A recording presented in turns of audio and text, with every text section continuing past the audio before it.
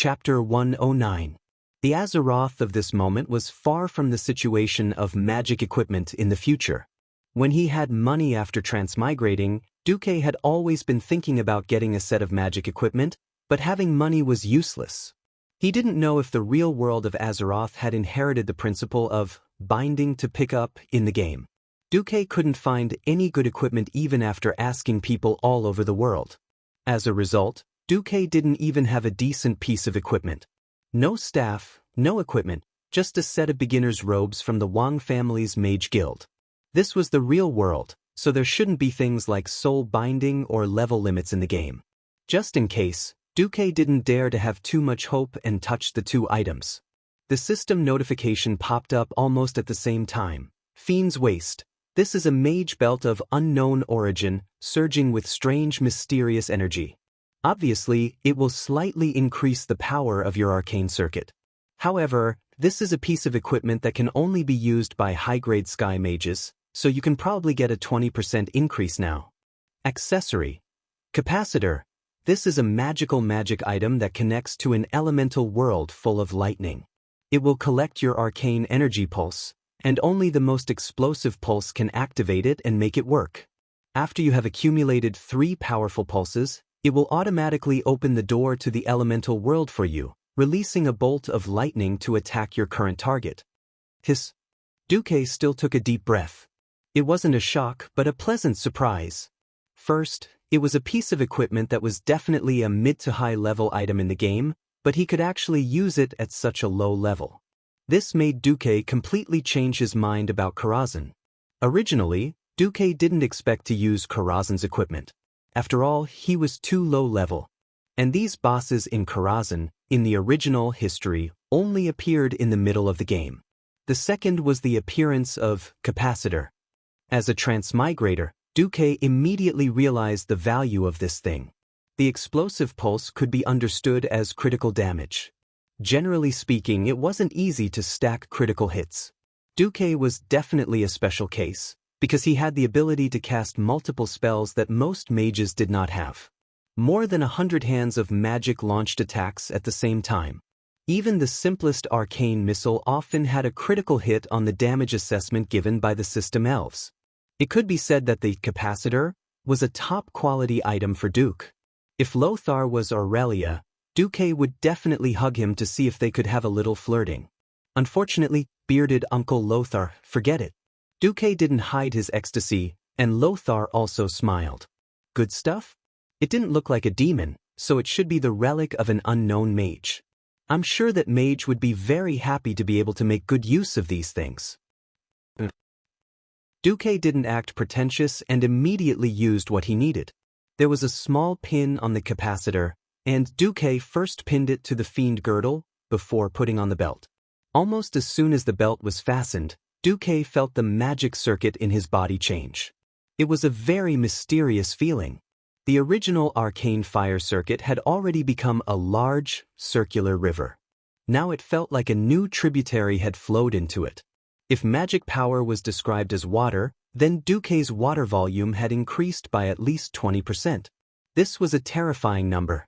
Duque couldn't help but exclaim in his heart, "This equipment from Karazhan, even if it's not complete, is still a huge improvement for me."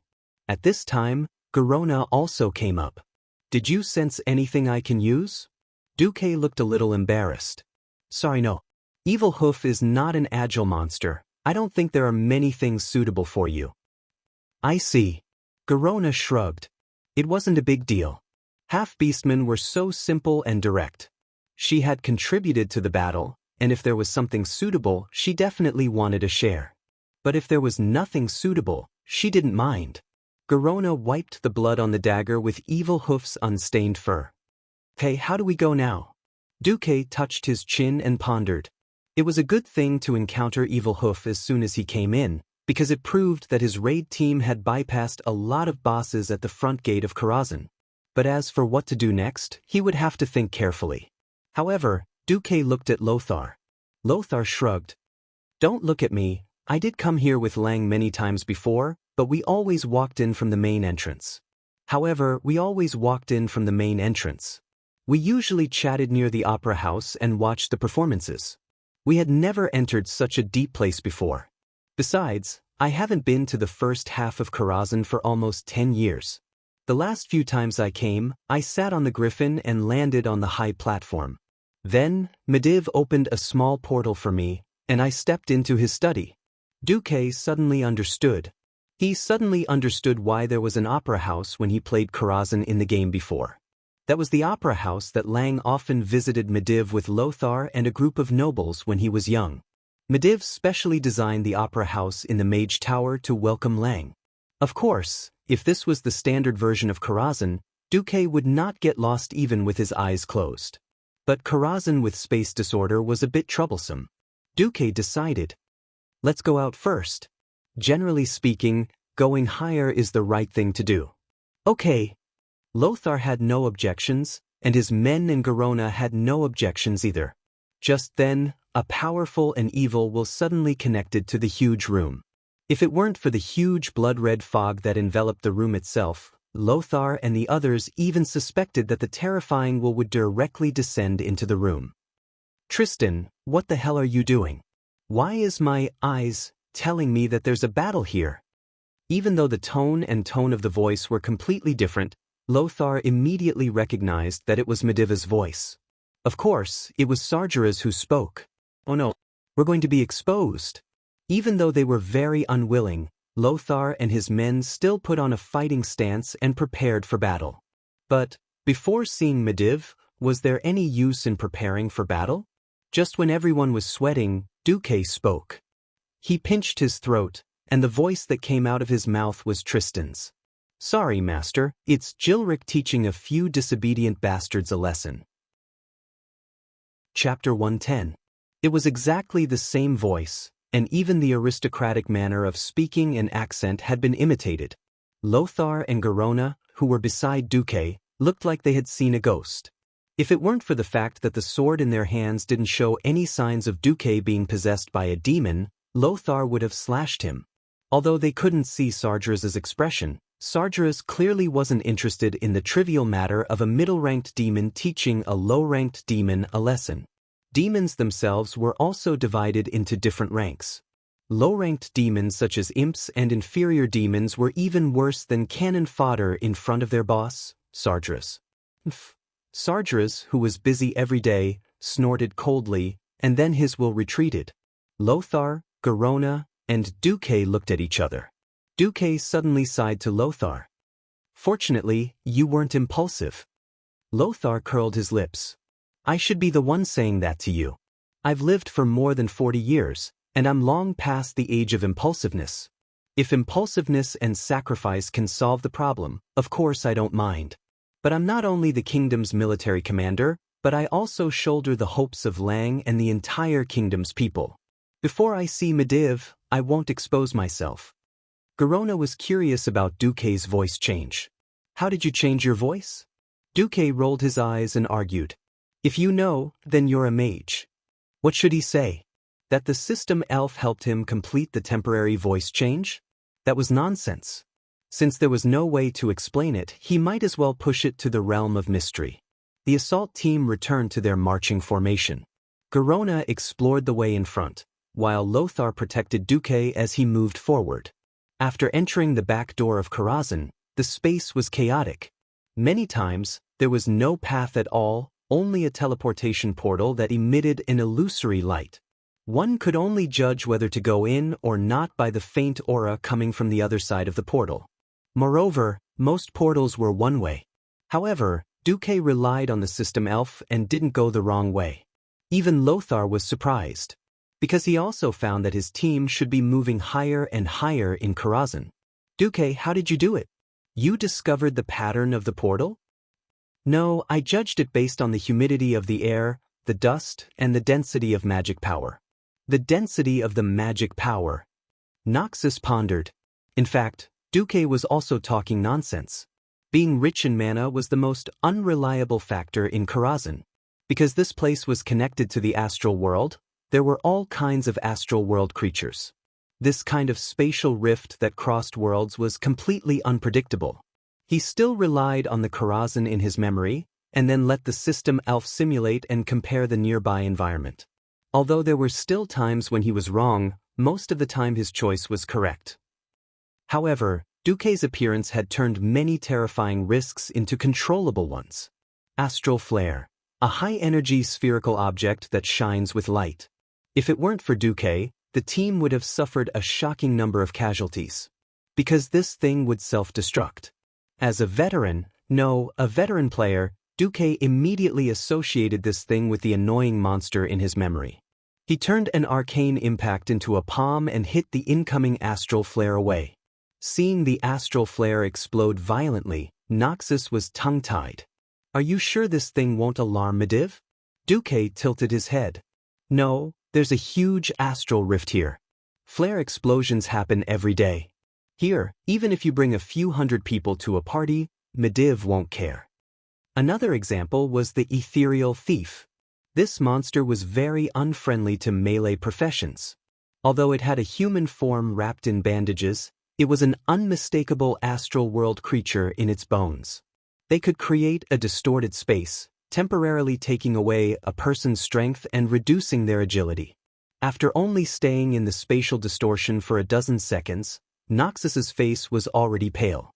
When Duque used an instant pyroblast to teach the ethereal thief a lesson, Noxus's weak legs instantly regained their strength. After who knew how long, Duque and the others arrived outside a huge library. Duque frowned. He knew which boss was inside. "You stay outside. I'll talk to that person inside. If it doesn't work, I'll call you in. But it'd be best if Noxus and Garona come in. After all, other people will only be a burden."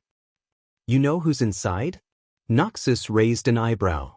"I do. He's left a deep mark in the kingdom's history." Duke went in alone. He stayed inside for a full 10 minutes, but there was no sound of movement. 10 minutes later, Duque came out calmly. "Let's go." "We avoided a battle." Noxus asked tentatively, "Is there anything we need to know?" "Yes, we might have reinforcements." "You convinced the guy inside?" "Sort of." Along the way, Duque and the others arrived at a huge hall. There were many arcades and tall marble pillars on both sides of the hall. In the middle of the hall, on a high platform made of black and white tiles, there was a sudden flash of light. After the light disappeared, a group of figures appeared. Noxus couldn't stay calm at all. He saw his best friend and king, Ling. That Lang was so realistic that Noxus almost shouted out loud. Not only Noxus, but the elite soldiers behind Noxus also made a low commotion. However, whether it was Lang or the people around him, none of them moved. The same was true for the ferocious orcs opposite him. Of course, this was the Karazhan chess stage. Since there was already Evil Hoof and that person in front of them, Duque was not surprised at all by the appearance of Karazhan chess. "It seems that we're going to play a game of chess." Duque shrugged. He walked in front of a strange human-shaped statue. Suddenly, a voice came from the statue directly into the minds of Duque, Noxus, Garona, and all the soldiers. "You and your friend, are you ready to become a chess piece on the battlefield and join this battle?" Duque was slightly stunned. This seemed to be different from the Karazhan chess he knew.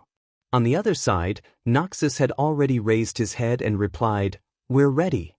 The next moment, a white light emerged from everyone's body. In a completely conscious state, they suddenly found that their souls had been extracted and attached to the chess pieces on the black and white chessboard. The voice of the statue came again. "Fight, fight. The souls of the losers will be destroyed, and the winner will receive a reward." As the voice fell, everyone's expressions suddenly changed. Not only because this was a battle of souls, but also because there were so many more chess pieces on the other side. Chapter 111. When he arrived at this huge hall, Lothar already had some memories. The floor tiles and wall decorations here were very similar to Medivh's study and bedroom. Based on an intuition, he knew that Medivh wasn't far from him. As an old friend of Medivh for decades, he knew very well that there were many levels in Medivh's mage tower that could not be passed to the next level. For the kingdom, for Lang, for the people, Lothar did not hesitate at all.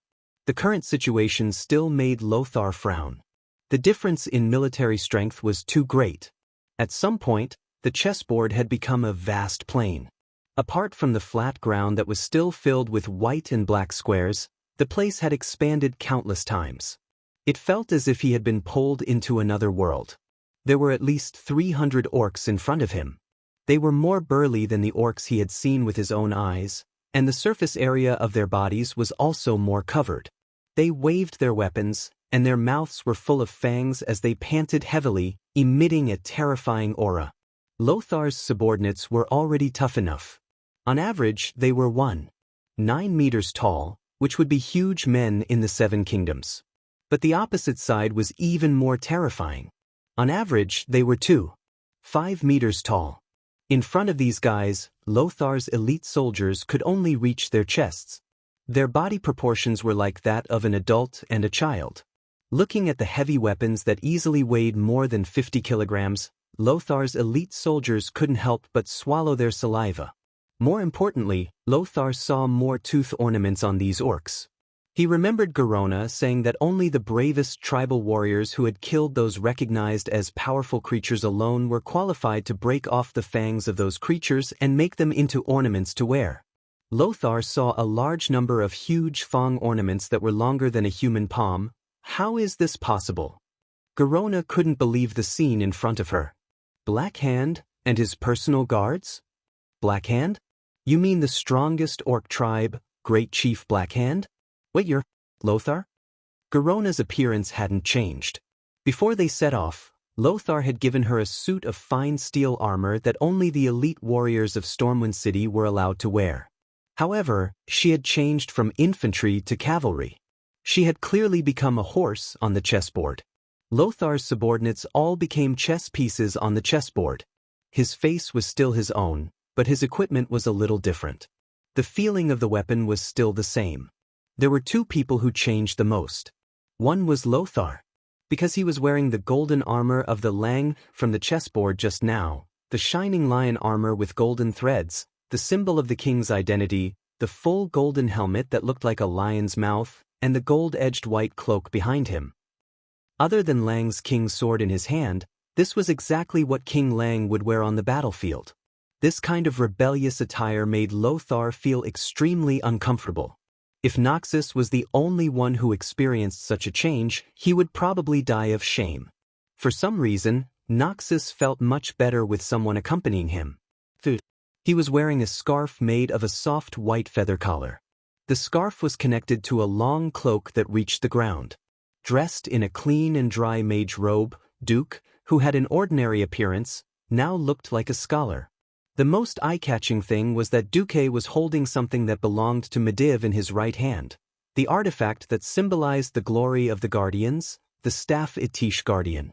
Well, it seemed that Anduin had taken the role of Lang, and Duque had become Mediv. Duque glanced at his own attire and sighed softly. Sigh, Sir Lothar, don't mind this appearance.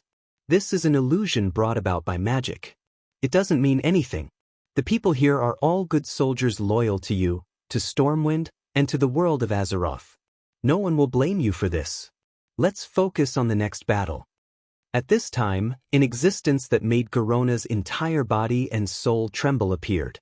It was an orc that didn't look tall compared to the other orcs. He was hunched and wore a loose black robe.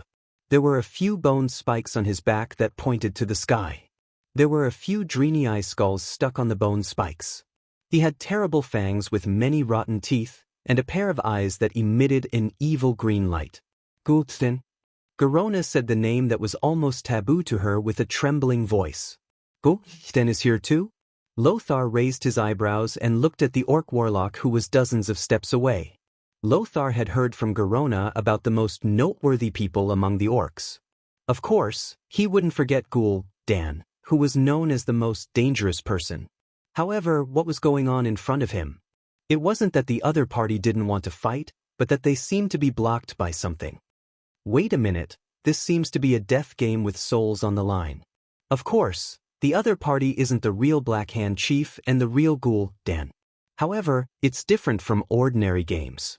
It seems that we can get reinforcements. Reinforcements? Lothar was stunned. Where do we get reinforcements from?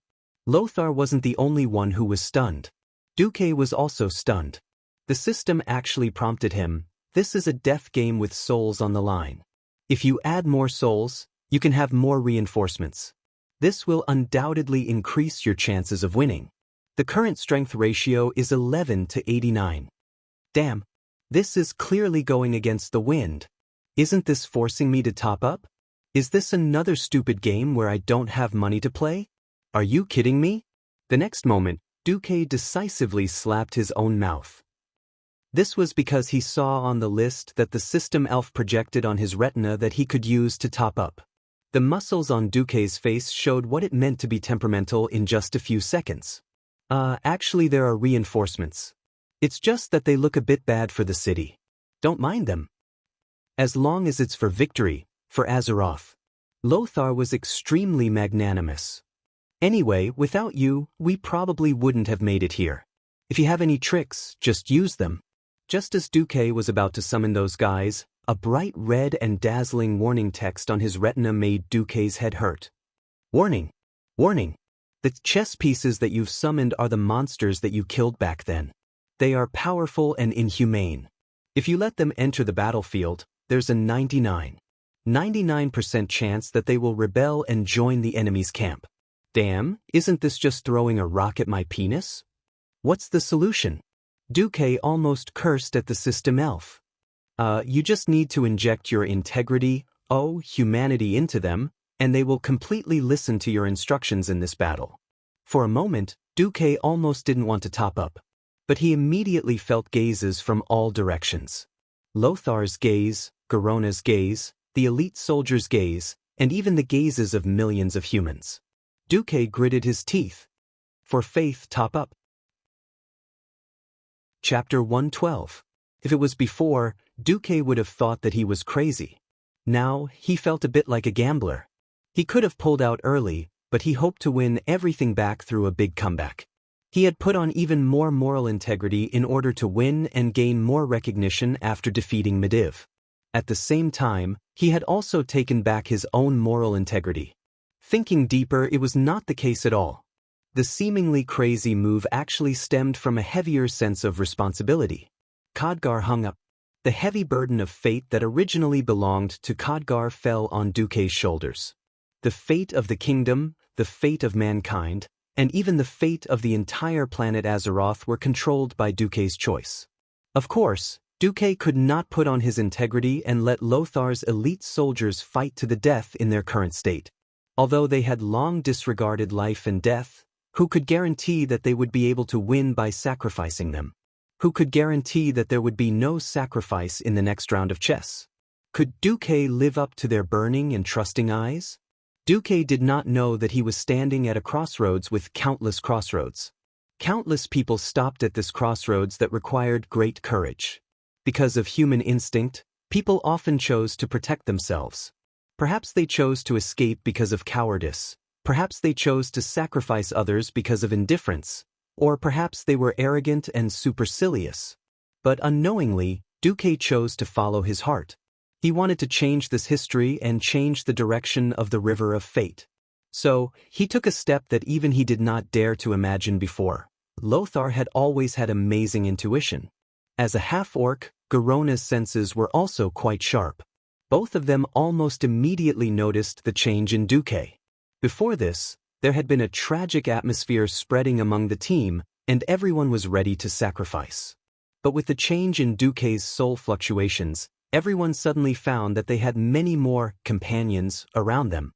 More than 1,000 funny-looking murlocs. They held extremely primitive weapons and roared at the orcs opposite them. More than 200 giant gnolls more than 2 meters tall. Among the hundreds of Nagas, there was a female Naga siren priest. Lothar's elite soldiers were dumbfounded when they were suddenly surrounded by such a large group of monsters. Our reinforcements. Duque laughed heartily. Ha! Long live Sir Marcus. Victory! Victory! Morale soared. Noxus, on the other hand, was surprised. Then he looked a little sad. He approached Duque and asked in a low voice, "Did you pay with your soul?" "What integrity? Just pick it back up after you lose it." That was what Duque wanted to say at first, but the words changed when they reached the tip of his tongue. Everyone is prepared to sacrifice themselves for humanity, and I'm the only one hiding in the safety circle. Is that appropriate? You. Staring at the orcs opposite him, Duque's vision seemed to go beyond this strange chess space, beyond Karazhan, and beyond the whole world. If there comes a day when I fall into madness because of the loss of my soul, please destroy me with your own hands. For some reason, Duke's smile seemed so light, yet it was as heavy as a mountain. Lothar suddenly found himself choking. He patted Duque's shoulder with one hand. Okay, if there comes a day, I will do it myself. But if I am lucky enough to return to Stormwind, I will spend the rest of my life sculpting a huge statue for you that the whole country can see, in the King's Valley. This was a man's promise. This was a hero's promise. Duque suddenly found that he had completely gained the approval of this epic hero, Anduin Lothar. With a faint smile on his face, Duque turned his head. Let's take care of these guys first. The combat power of the two sides had changed because of Duque's soul charge. Duque used 5% of his moral integrity as the price in exchange for an increase in combat power. From the initial overwhelming disadvantage, the two sides' combat power was 45 to 55. And this was just a simple increase in numbers. Duque could not expect these guys he killed to perform well. Noel Hogg and his little brother, the gray-scaled Naga Siren Priest, a group of male Nagas, and more than 1,000 unreliable Murlocs. Such a combination of land and sea was extremely unreliable. Not only Duque saw it, but Lothar also saw it. Duque, are these guys under your control? I plan to let the Murlocs attack from the right side first, and then the Gnolls from the left. Lothar was a man who knew his soldiers well. He immediately understood Duque's plan. Drag the left and right, then break through in the middle and give the opponent a fatal blow. Good idea. Yes, this damn game of death ends with the death of the opponent's general. On the black and white tiles, the Murlocs took their seemingly ridiculous steps and charged under the whips of the Nagas. The whole battlefield was filled with Murlocs, and even they themselves might not understand the meaning of their cries. They formed a black mass and swept towards the orcs like a huge wave. On the surface, they seemed to have the momentum to drown the orc army in one breath. However, that was just what it looked like. The orcs standing at the front formed a green wall. The Murlocs at the front handed out their rough spears to the orc army. If there was no accident, they would pierce the chest of the orc in front in 3 seconds. Unfortunately, there was no lack of accidents in the world. They crashed into a wall of death made of heavy weapons. It was as if they had really crashed into an invisible wall. The giant hammers and axes that came smashing down on their heads easily smashed their crude weapons and their laughable fish-shaped heads into smithereens. This terrible destructive power made the impact of the entire Murlocs stagnate. The Murlocs at the front who saw this scene tried to retreat, and the Murlocs at the back who did not know the reason continued to rush forward, squeezing the space of their companions. Ha! Bastard Murlocs! The berserk great chieftain's forbidden guards opened their mouths, which were filled with bloody veins and fangs. They let out earth-shattering roars as they attacked while chopping melons and vegetables. Often, each swing could smash multiple Murlocs into meat paste or split them into several pieces. The Murlocs were obviously stunned by the wild attack of the other party. Chaos spread rapidly, hundreds of Murlocs collided in the center of the battlefield, and for a moment it was a pot of porridge. If it was not for the scolding of the Nagas behind, maybe the Murlocs would have collapsed. Chapter 113. Lothar and his soldiers frowned at this pig-like teammate. It was worse than a farmer with a pitchfork who had no combat experience at all. If they didn't know that this was Duque's cannon fodder, they would probably be cursing. 2 minutes later, the situation changed again. The orcs' formation was in chaos. After the orcs drank the demon's blood, every green-skinned orc had extremely wild genes in their bodies. Even though this was a simulation brought by the chess checkpoint, it reflected this fact. After a short confrontation, the guards of the great chief brandished their heavy weapons and charged into the Murlocs. However, when they were ready to kill, they encountered the gray-scaled Nagas. The male gray-scaled Nagas were not high-level soldiers, but they relied on their strong muscles and better weapons that were not inferior to the orcs. Although they were still at a disadvantage, they succeeded in attracting the attention of the orcs. At this time, under Duque's mind control, Hogg, who had died tragically in Duque's hands, led his underlings to attack from the left. Duque suddenly felt an inexplicable sense of joy. Because of the addition of the demon's power, Hogg and his underlings, who had almost taught Duque how to be a human, all grew bigger and became so burly. Now, when the system prompted that Hogg's soul could be inserted, Duque was a little worried. He didn't know if this was a trash version of the Knoll without the demon's power. One had to know that the original Knoll was less than a meter tall. This kind of body size was really worse than whack-a-mole against the orcs. Fortunately, Duque had an enhanced version of Hogg, and the soul he had invested was also an enhanced version. These Knolls, who were more burly than the Murlocs, relied on their superior agility to successfully entangle more than 100 of the Great Chief's guards. Even though Blackhand's direct subordinates were stronger, they couldn't gain the upper hand for a while. Lothar and Duque looked at each other. As the saying goes, great minds think alike. They knew that the opportunity had come. For glory! Charge! Lothar waved the king's sword and charged. Male lions rarely participated in hunting. Most of the time, the task of hunting for the lions fell to the lionesses. Very few people knew that when a lion that was lazy all day attacked, its aura was so terrifying. Lothar's charge wasn't fast. He was like an arrow that had just left the bow. However, Lothar's charge gave off an unstoppable feeling that the mountains were collapsing and the earth was cracking. The heavy and firm footsteps were sonorous and forceful. His naturally wavy hair was like a lion's mane in the strong wind, giving people an explosive sense of beauty. It was getting closer and closer. Noxus could clearly see every single strand of hair on the face of the Orc Imperial Guard. He was panting heavily, and every single tooth on his mouth was so unconventional. He even vaguely felt that he could smell the foul breath of the orcs' mouths. Huh! Lothar leaped forward like a lion pouncing on its prey. He raised his shield and charged into the middle of the Orc Royal Guards. At that moment, in the eyes of the elite soldiers who were charging with Lothar, their beloved Sir Lothar seemed to be the incarnation of the god of war and the symbol of invincibility. Following Lothar's back and looking at the cloak embroidered with the emblem of Stormwind on Lothar's back, they felt like they were fighting with the god of victory. A surge of hot blood surged into their hearts, causing every corner of the warriors' bodies to boil. In the blink of an eye, Lothar had already killed 3 Orc Royal Guards. Their extremely swift counterattack in the eyes of outsiders was as laughable as clowns in slow motion in Lothar's eyes. Thrusting the sword, drawing the sword, and the fatal attack were completed in the time it took for a spark to fly off a flint. The weaker warriors couldn't even see how Lothar cut the orc's throat with the blade of his longsword. If Lothar's attack was still traceable, Garona's attack was even more strange and swift. No one could see how Garona attacked. The appearance of this female half-orc, who was petite compared to the orcs, was bound to be accompanied by the scene of several orcs covering their vitals and falling to the ground with blood gushing out of their fingers. The combination of Lothar and Garona was the most dazzling flag in the eyes of the warriors of Stormwind. No, there was another dazzling flag, Duque.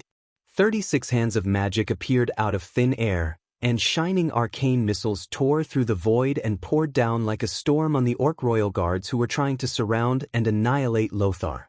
Not only the missiles, but there was also an endless stream of lightning. The frequency of the lightning was so high that it almost made people forget whether Duque was using arcane missiles or thunderbolt. Duque's magic skills were so superb that he even used dazzling spells to shoot down Ghoul Dan's rain of fire that was trying to hit Lothar. The collision of arcane spells, lightning, and flames formed a magnificent scene in the sky above the battlefield. Duque's extremely accurate cover made Lothar remember that there was only one chance. Once they were surrounded, the humans at a disadvantage would only be drowned in the raging sea of orcs and face destruction in despair. The performance of the 3 made the elites of Stormwind almost forget time and space, and subconsciously locked their eyes on the 3 of them. They only came back to their senses when the first orc warrior who was struck let out a pained wail. They focused all their attention on this battle where their lives and souls were on the line. For some reason, there was a burning passion in the chests of the warriors. They couldn't wait to end this battle with victory, and then tell the heroic deeds of these three legends to their comrades, relatives, and everyone who paid attention to the world of Azeroth. Lothar pulled out his longsword, and the last orc royal guard in front of him let out an angry and desperate scream. When the burly body that was like a wall collapsed, there was no longer any barrier between Lothar and the great chief's black hand. The battlefield instantly fell silent. Another tall and burly orc with reddish-brown skin with explosive muscles appeared. He raised his huge warhammer high and waved it at Garona. King against king. General against general. Traitor Garona, your opponent is me, Orgrim Doomhammer. Beside him, Dan leaned on the infamous skull staff and pointed at Duque from afar. Kid, your opponent is me, Golthan. Duque's pupils suddenly shrank, and the breath in his chest seemed to carry a certain excitement. He didn't know what the situation in this chest space would be like. He only knew that in this group of people, only he could fight against Dan. Come. Chapter 114. Stormwind City's night sky was as calm as ever. The darkness of the night came as usual, just like how people always believed that the light of dawn would always come every day. In the dark night, crimson flames constantly shone through the fog in the distance, declaring destruction and terror to Stormwind City, an enclave that hung alone outside of the human political center of the entire continent. To the west of Stormwind City, the sea that had not changed since the last descendants of Thoradin the Great arrived 1,000 years ago shone with starlight. With the clear moonlight hanging over the sea, one could vaguely see that Stormwind Port, which had been dark once night fell a year ago, was now brightly lit and filled with sails and masts. Other than the sound of the rolling waves, there were also the voices of people coming from afar. Looking at Stormwind Port, King Lang suddenly sighed to the Queen. My dear, I've been thinking about a question. Is Duke Marcus our kingdom's destined guardian? If you look at the current situation, it's obvious that he is. That's right. The Queen gently tightened her grip on Lang's arm. Without his Stormwind Port, Stormwind City might have already started to collapse. Before the orcs came, everyone thought that the new Stormwind Port that Duque built was just a useful supplement to Stormwind City's revenue. As the war progressed, everyone realized that Stormwind Port and Duque's fleet actually controlled the kingdom's fate, becoming its pulse. Stormwind City was located in the south of the continent. With all the roads to the north blocked by the orcs, the sea became Stormwind City's only lifeline to the outside world. In this era, entering the port at night was extremely dangerous. But in order to transport the military supplies that Stormwind City lacked, the old captains of Stormwind City and the maritime kingdom of Cultivation not only transported during the day, but also to save space in the port and increase the transport capacity, they even chose to enter the port at dusk, unload the goods overnight, and leave at midnight. With the efforts of a group of captains and sailors, all kinds of supplies were continuously transported from the other human kingdoms and the dwarves' iron furnace castle. Women and children who needed to be evacuated were transported ahead of time, all the way north across the sea to South Shore.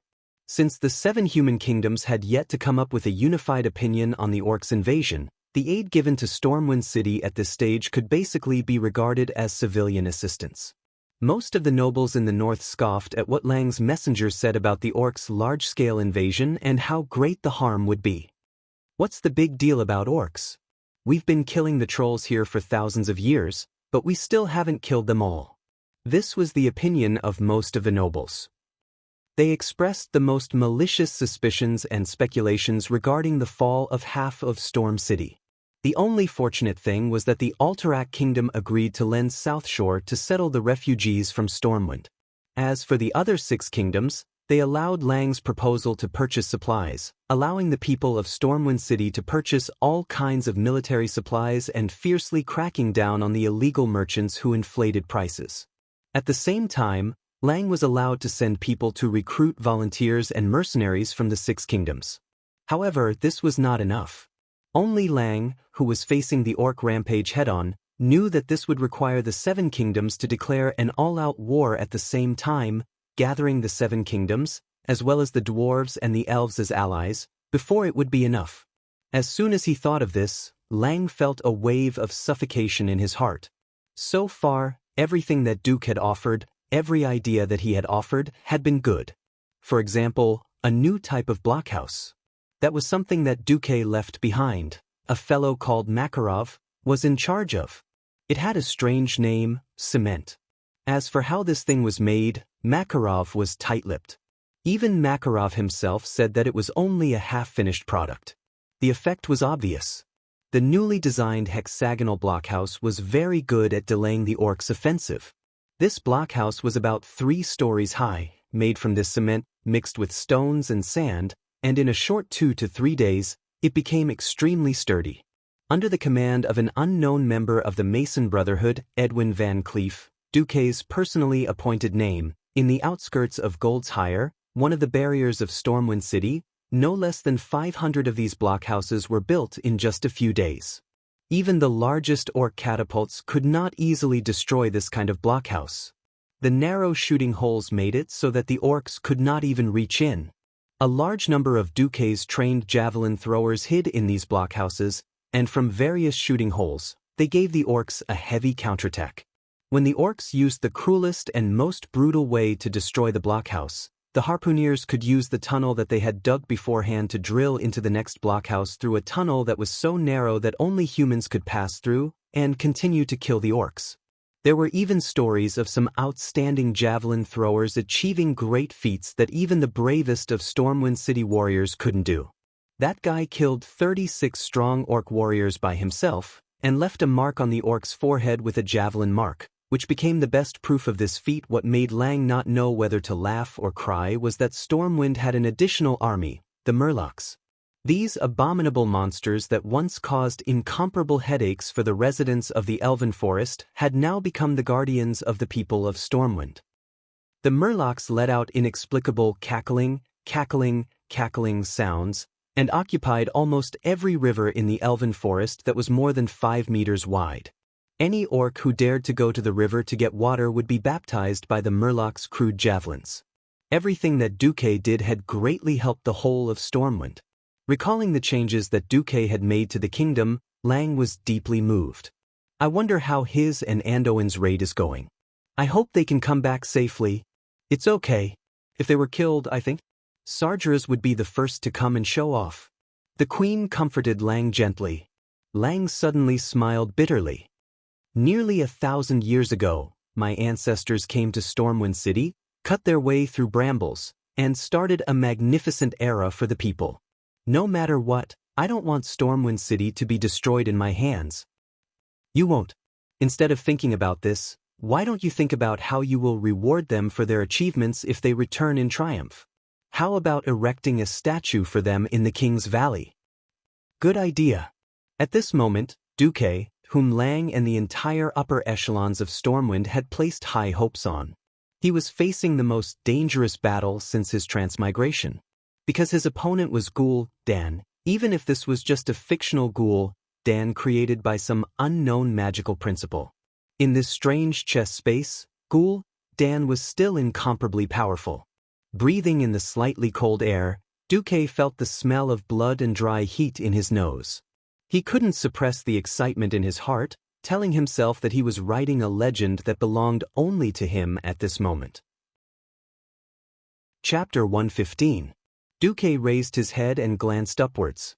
In this chess space, time and space had already disappeared. Through the battlefield that was filled with swords and blades, there was only an endless black and white grid in the distance, while the sky was empty. The only thing he could pay attention to was his opponent. On the other side, Lothar was fighting Blackhand to the death. It was not an easy task. The orcs could afford to drag it out, but the humans couldn't. Once the Murlocs and Gnolls retreated, it would be the end of the humans. Anduin had no choice but to attack. That was definitely good news for the orc chief who preferred to fight head-on. The huge hammer was heavy and swift. Blackhand's arm strength was beyond human imagination, and the violent wind pressure that seemed to cause a small mountain to collapse every time he swung the hammer made Lothar feel suffocated.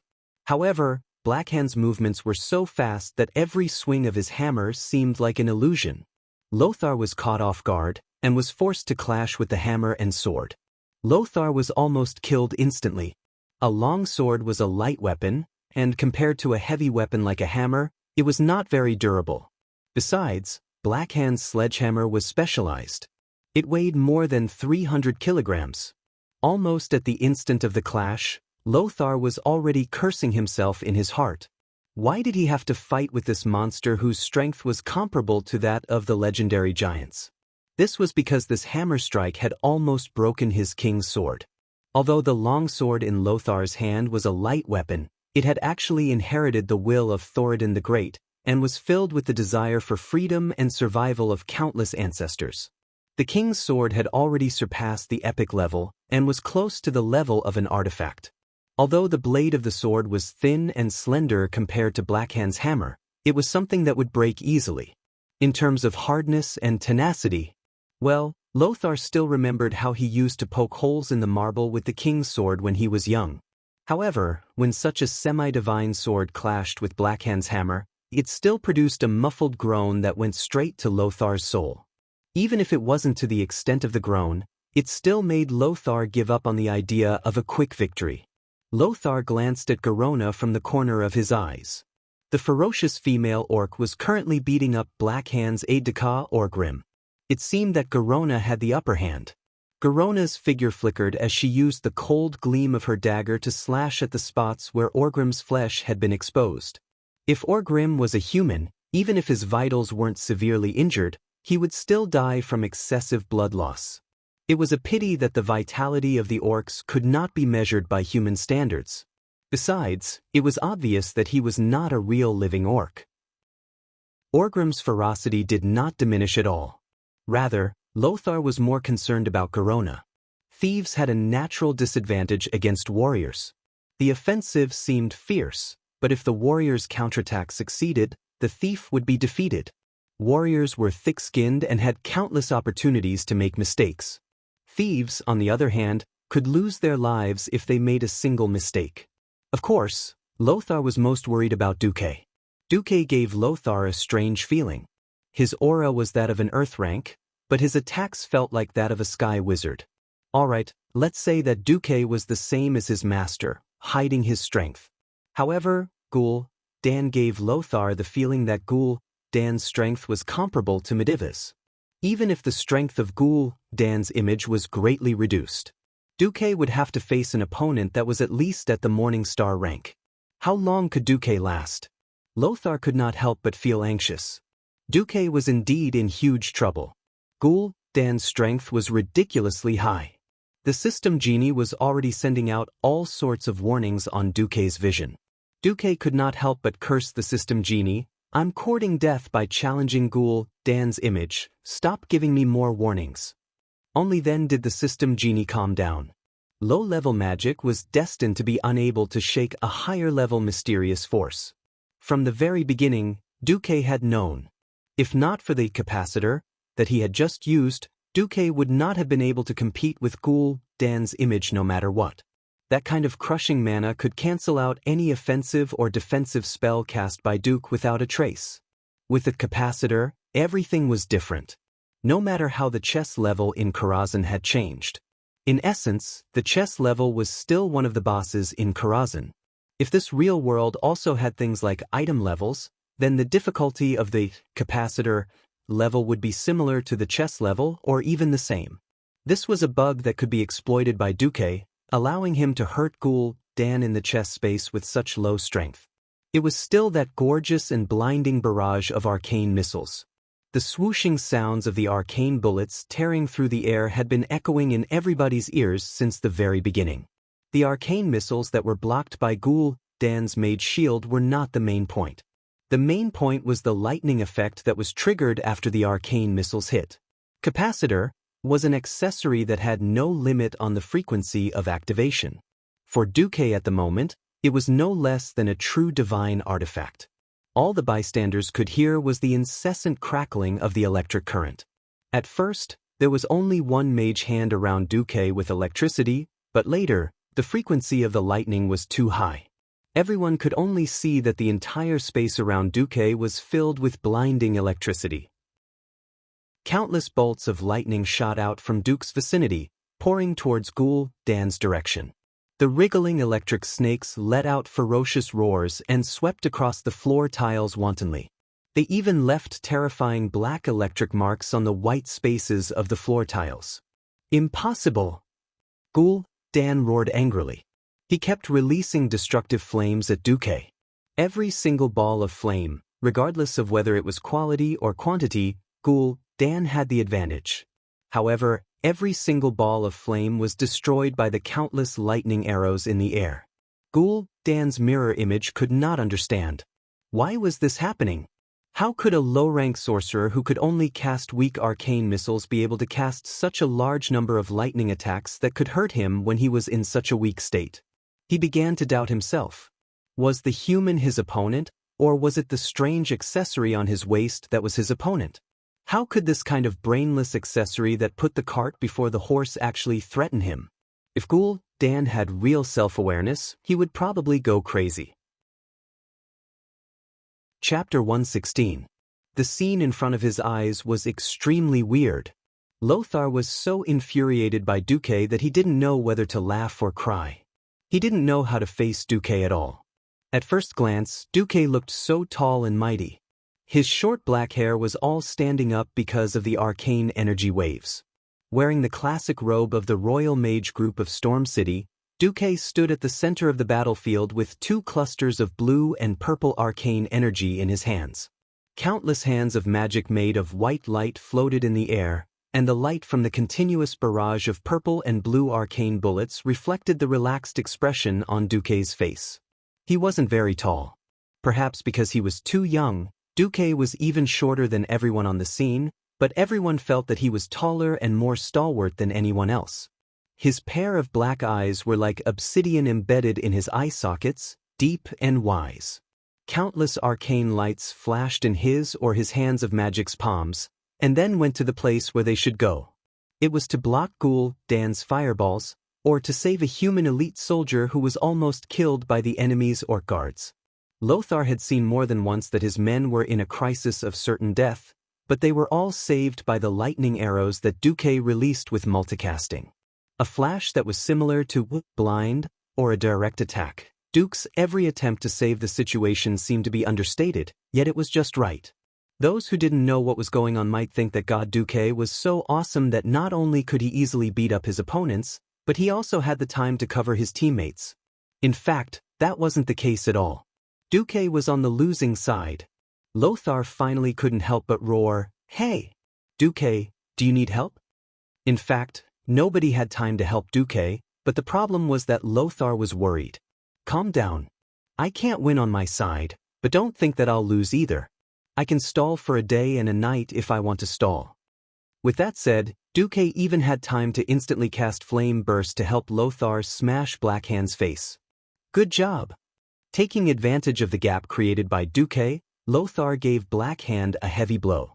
The tip of his sword, which was sharper than a nail, easily pierced through the gap of Blackhand's armor, leaving a wound at least 5 centimeters deep. Lothar was absolutely certain that the sword had stabbed the edge of Blackhand's lung. "Ooh!" Blackhand let out an angry roar. He turned around and glared at Duque with his bloodshot eyes. Blackhand actually gave up to Lothar and charged straight at Duque. Hiss! Noxus sucked in a breath of cold air. He knew what would happen to Duke if he was hit by Blackhand's hammer of destruction. He had no choice but to chase after them madly. Even if it wasn't Blackhand's true body, that mountain-like terrifying figure could easily make even the most valiant of warriors feel weak when they saw it. Noxus couldn't imagine what would happen to Duke, who didn't have much actual combat experience, against a Blackhand. Duque's death caused the entire situation to collapse? Even if he didn't want to admit it, Duque was already the most important member of this assault team. In a sense, Duque's existence was as important as Lothar's. Bang! Bang! With 2 sounds, 2 elite soldiers of Storm City who tried to stop Blackhand were easily sent flying. The huge iron hammers, one on the left and one on the right, were just ordinary pendulums, But that kind of unstoppable force was not something an ordinary human could withstand. There were no more obstacles between Duque and Black Hand. At this moment, Gul Dan's mirror image also began to attack. The raging flames enveloped Duque's body. From Lothar's perspective, he could only see Duque's blurry figure. Not only the flames, but Lothar also felt the arrival of the curse. Curse of Pain and Ignite, as well as some unknown spells, several warlock spells that could cause continuous damage poured down on Duque. Putting aside the fact that Duque had to face Black Hand, just Gul Dan's attacks weren't something that Duque could handle. Not good. Not good. In that instant, Lothar felt as if his heart had been pierced. He almost wanted to throw his sword to save Wang Lin. However, the gap between mediocrity and genius was revealed in this instant. The mana that Duque had released was instantly restrained in his palm in less than 1/10 of a second. Noxus did not know how much control over arcane energy was required to achieve this. All he knew was that he had only seen magic techniques of this level on Mediva's body. Even Morningstar wizards could not compare. If the previous retraction could be considered an illusion, then the highly condensed arcane energy in his palm was instantly magnified again, turning into a clear giant palm with 5 fingers. It slapped the great chief's Black Hand away. Just this move alone was enough to make Noxus clap his hands in praise. This was not the end. Orc's battle instincts were terrifyingly high. While Black Hand weighed more than 250 kilograms, his body was never clumsy. Lothar could clearly see that Black Hand's body was beginning to adjust in midair. Even if he struck again, he might not be able to find an opening. At this moment, Duque used Flash. His entire body suddenly turned into a beam of light and disappeared. When his figure reappeared, he was already next to Black Hand. He spread out his right hand, and a cone-shaped cold sea breeze suddenly erupted from Duque's palm, covering Black Hand's body. This move did not depend on the attack power of Duque's magic, but on the speed reduction effect that ice magic often had. A visible layer of frost covered Black Hand's body, from his feet all the way to his waist. This caused Black Hand's efforts to adjust his posture in midair to go up in smoke. Most importantly, Lothar suddenly discovered that because Black Hand could not adjust his body, his entire back was facing him. Through the gap between Black Hand's armor and helmet, Lothar had a wonderful opportunity to kill Black Hand. In the chest space, the great chief Black Hand relied on his amazing strength, but this shameless man actually wore 2 sets of armor. The outside was a steel plate that was a full 3 centimeters thick, and the inside was an unknown leather armor. This made it difficult for Lothar to find an opportunity to kill Black Hand. But now it was different. Because of this rare body position, Lothar's longsword was able to smoothly stab into Black Hand's heart. Chi! The king's sword pierced the muscle between the back and the shoulder blade, straight into Black Hand's heart. For a moment, Lothar was worried whether this strange chest space would renege on its promise, such as counting orcs as undead creatures or something. Obviously, Lothar's worry was unnecessary. Suddenly, hundreds of lightning bolts struck down from the empty sky. Boom! Almost every soldier who was engaged in a fierce battle became absent-minded. Fortunately, the chess level abided by the rules. After the lightning bolt struck, all the enemies, including the Murlocs, Nagas, and gnolls summoned by Duque, disappeared without a trace. Did we win? Lothar was still a little skeptical. Chapter 117. Congratulations, warrior. You should be rewarded for your heroic battle. Come on, open your spoils of war. The voice of the statue, for some reason, suddenly became incomparably pleasing to the ear.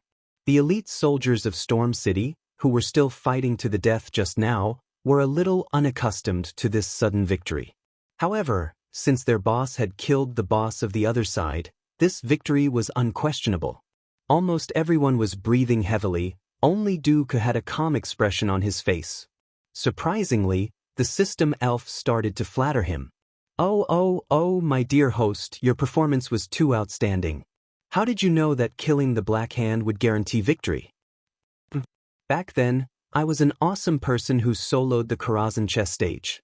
Duque replied smugly, but in his heart, he thought, hey. Do you think I would tell you that when I played here in the game, every time, it was the other 9 bastards who drank water, went to the toilet, or farted, and I was the only one who was busy? Over time, it became a habit to play alone. Sigh, it's all tears. However, Lothar was puzzled by the treasure chest that appeared so blatantly on the side of the huge chessboard. Could it be a trap? Lothar frowned. Duque and Garona said in unison. Duque blurted it out in a funny manner, while Garona came to a conclusion after a quick inspection. Lothar tilted his head, and the muscles on his face seemed to twitch. He looked at Duque. You do it, or should I? Seeing Duque take half a step back in fear, Lothar knew the answer. I'll do it. Lothar really didn't know why Duque was like this. In Lothar's opinion, Duque was a combination of contradictions. He was so young, but he was extremely experienced in battle. He was obviously fearless when facing the enemy, but he was afraid to inspect his spoils of war? What kind of quirk was this? Mages seem to be mysterious and neurotic guys. Compared to Duque's minor problems, Lothar regarded Duque as a perfect saint. Lothar didn't even extend his hand, and the brown wooden treasure chest that was studded with gems opened on its own, revealing the good stuff inside. The sword. A ring. A leather pauldron. First was the sword. Looking at the unique scimitar shape and the red blade, Duque guessed that it was the king's protector. It was a one-handed sword that did not appear in history but in the game. Even though it had decent attributes, the fact that a scimitar was classified as a sword still made many players ridicule it. Duque was impressed by Lothar's one-handed sword, which was a favorite of defense warriors. What was interesting was that out of all the warriors present, not a single one wanted it. What? None of you want it? Duque was stunned.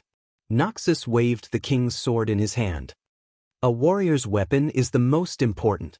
We won't change our weapon unless it's absolutely necessary. In the face of life and death, the slightest difference in touch can be fatal. The other warriors nodded. Well, fine, you guys have a point. Then I, a mage, won't have to worry about stealing equipment. I'll give it to Windsor to show off later. There was no such thing as binding in this world anyway. Duke grandly took the defensive warrior's treasure for himself and casually put it into the space bag he bought at a high price. Yes, there were dimensional bags in this world too. But they were extremely expensive. A linen dimensional bag produced by Dalagen that could only hold 8 items that did not weigh more than 10 kilograms actually cost 100,000 gold coins. And it was a fixed price, no bargaining allowed. Damn, if it wasn't for the fact that Duque was in urgent need of it, he would definitely exchange all the gold coins and beat that profiteer to death. Duque thought to himself, I must go and practice the killering skill when I get back. There was also a leather pauldron, cruel shoulder blade, which naturally belonged to Garona. The female half-orc immediately took off her metal pauldron and put on a leather pauldron, looking as if she would beat up anyone who tried to snatch it from her. Sorry, take it if you like it. Noxus was not angry at Garona. The last ring, Ring of Circulation, was a typical mage ring. When Duque put the ring on his left thumb, he felt the magic circuit being expanded again. A new small circuit was built, and magic seemed to flow into the ring through the arteries of the finger. After being amplified by the ring, it flowed out of the vein with a surging feeling. System notification: you are wearing a magic item, Ring of Circulation, that is far beyond your ability. Obviously, the maker of this ring is quite friendly to low-level spellcasters.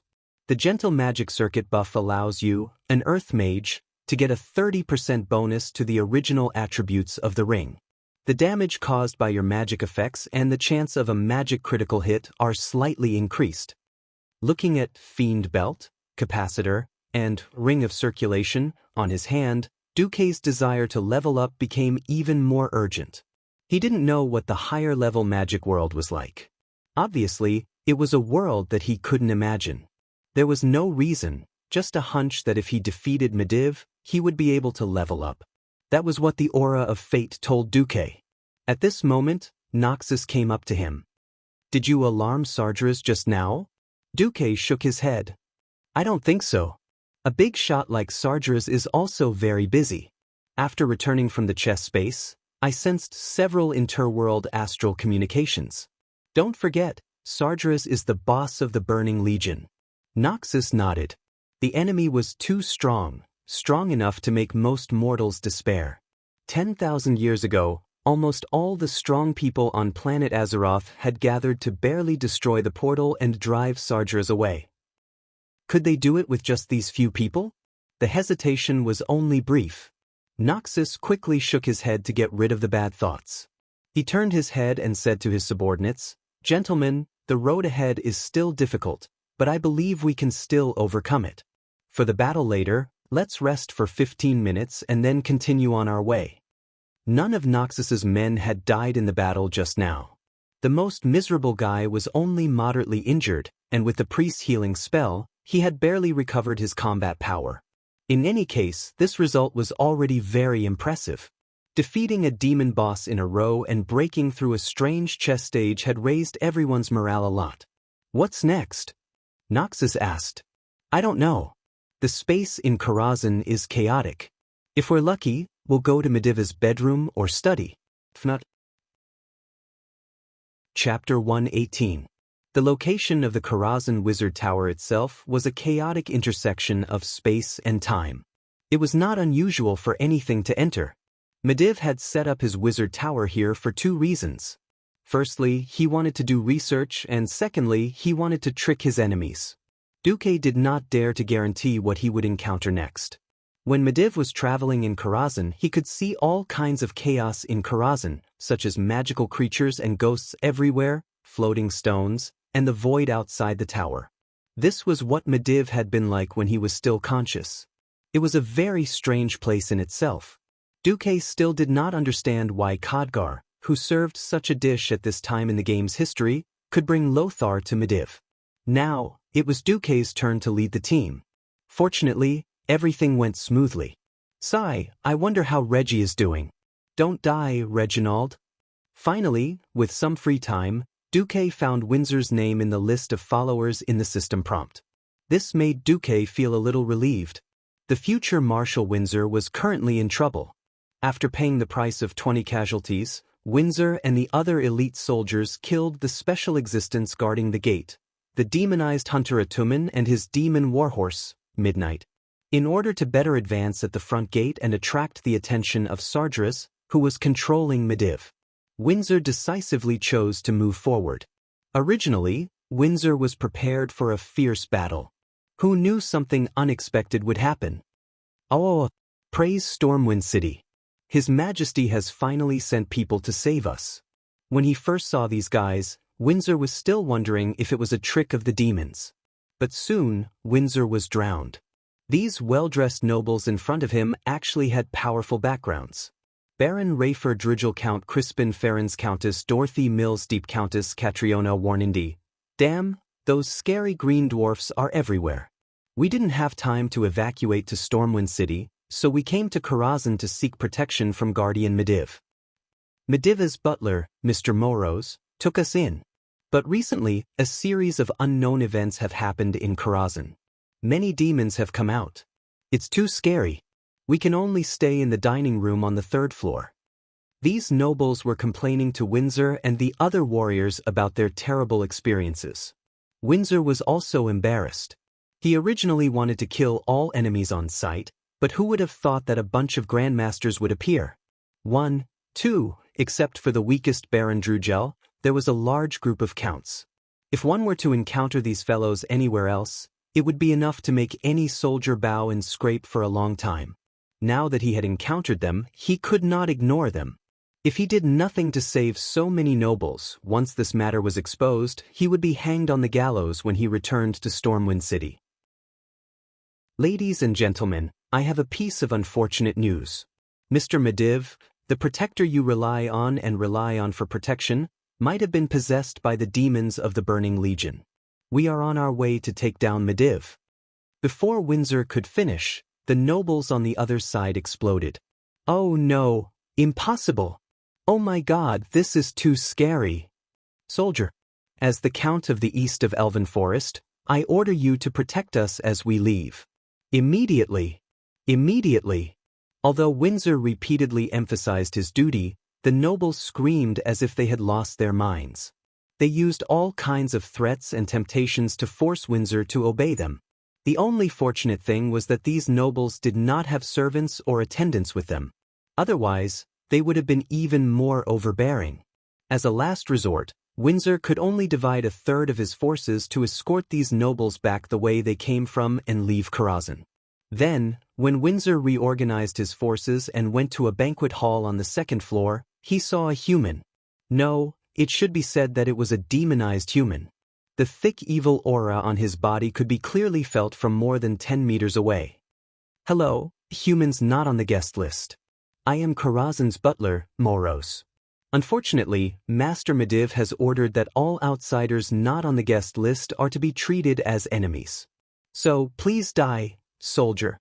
Seeing this gentle-looking old man in red explode his eye-catching red and yellow suit in an instant and turn into a huge satyr demon, Windsor suddenly had a question. Why did Moros, the butler, who was already a demon, let the nobles go? Not good. Windsor's heart trembled. It was as if he had been electrocuted, and Windsor's limbs were numb from the electricity. However, he and his men did not have the leisure to do so. Because at the corner of the huge corridor, behind the gorgeous pillars, in various rooms of various sizes, many satyrs poured out. These demons that had been transformed from humans waved all kinds of weapons, or simply used their claws to attack Windsor and his men, at the same time, near the top of the Karazhan Mage Tower. After resting, Duque, Lothar, and Garona continued to advance with their men. After defeating the enemy in the chess checkpoint, a door opened behind the strange statue. Behind the door was an ordinary long flight of stairs, but when Duque and his men climbed the stairs, they suddenly found that the space was distorted again. This flight of stairs was not the one that led to Medivh's bedroom as expected. Instead, it led straight to the roof. In fact, when he saw the roof, Duque already had a bad feeling. When he saw the huge figure with bluish-green skin, Duque still said in his heart, "Holy crap!" It was a gigantic demon. He was dressed like a strong man. He wore 2 pauldrons, gauntlets, belt, and leggings. Most of his skin was exposed. His explosive muscles could be seen with the naked eye. For example, he had an extremely fit six-pack, and his thigh muscles that revealed vertical lines. Of course, he also had the signature thick tail of the Eridar demons. More than 10,000 years ago, the demon king Sardras went to Argus to recruit the entire Eridar race to join his blazing crusade. Archimonde and Jaden, 2 of the 3 leaders of Eridar, agreed to join. The Eridar race was what humans called the demon race. Generally speaking, demons were divided into 2 colors, scarlet red and bluish green. In the Burning Legion, the 2 Eridar demon bosses did not belong to each other and would not cooperate. The representative of the scarlet-skinned demon was Jaden, and this demon was obviously on Archimonde's side. Prince Malcheser. Chapter 119. The sky was gloomy. Next to it was the outline of the Mage Tower, the Outer Tower, and the Auxiliary Tower, but this was not the sky that could be seen from the outside of Karazhan. The distortion of space and time made it so that when people looked out from the huge rooftop square, they could only see gray chaos. Evil energy tumbled in the void like boiling soup. Strictly speaking, Prince Malaxer should not be here. Prince Malaxer's appearance here gave Duque the feeling that he was the transmigrator. Duque looked at this huge demon that was as tall as 3 people and frowned. This big guy, who was supposed to be the final boss in the future, now looked more like a watchdog that had responded to Sardra's summons.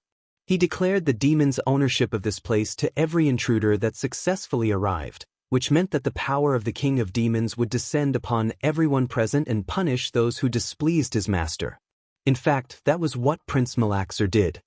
He frowned almost as soon as he saw Duque, Lothar, and the others.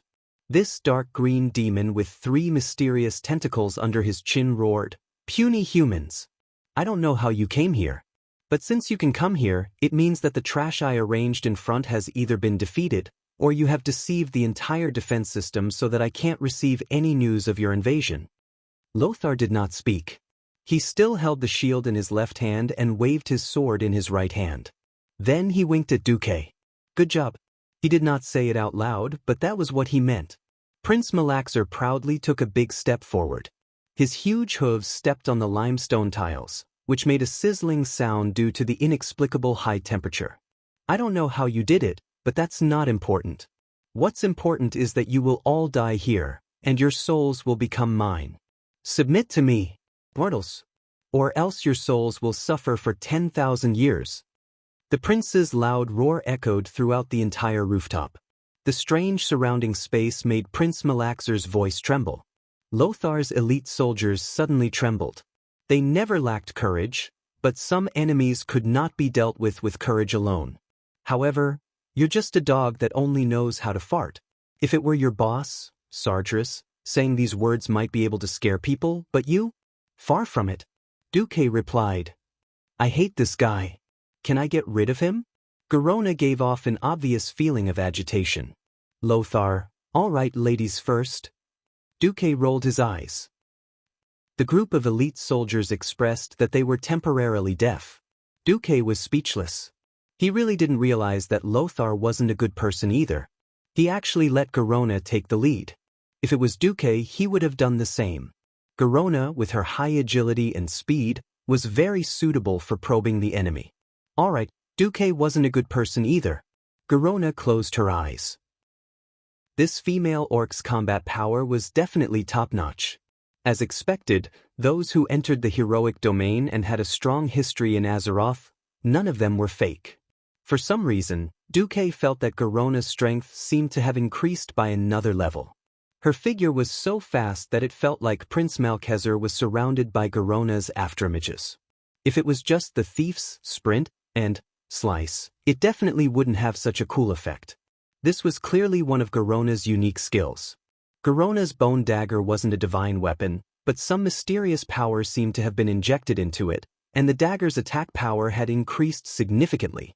Deep wounds that could be considered shocking to humans kept appearing on the prince's body.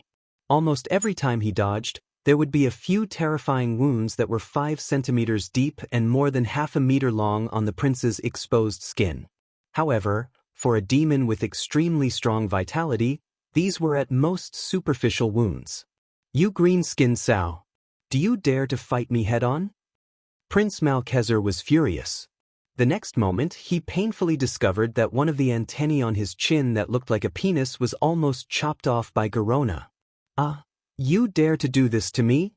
Prince Malchezer was finally fed up with Garona's high-speed attacks that were more disgusting than a flurry of flies. He no longer cared about acting cool and directly used his strength. Following his angry roar, 4 stone giants wrapped in green flames descended from the sky and guarded the prince from all sides. Hellfire.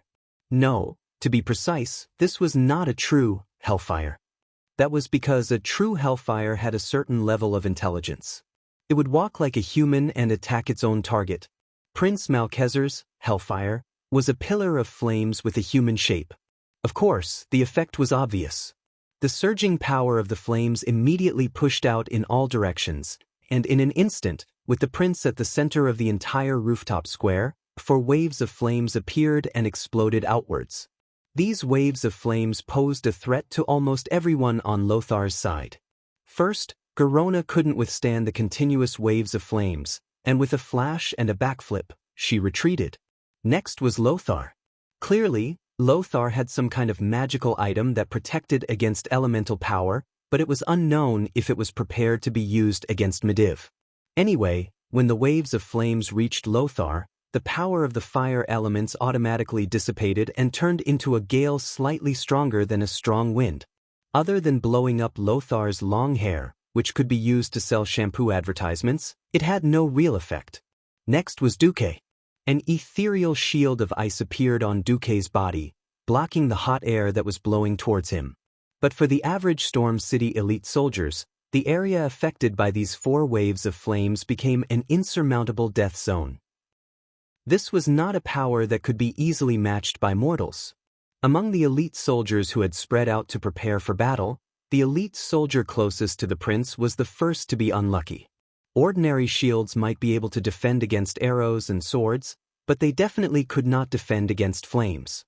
The guy who bore the brunt of the flames was not only sent flying by the surging waves of flames, but also dragged away the other elite soldier who tried to hold him.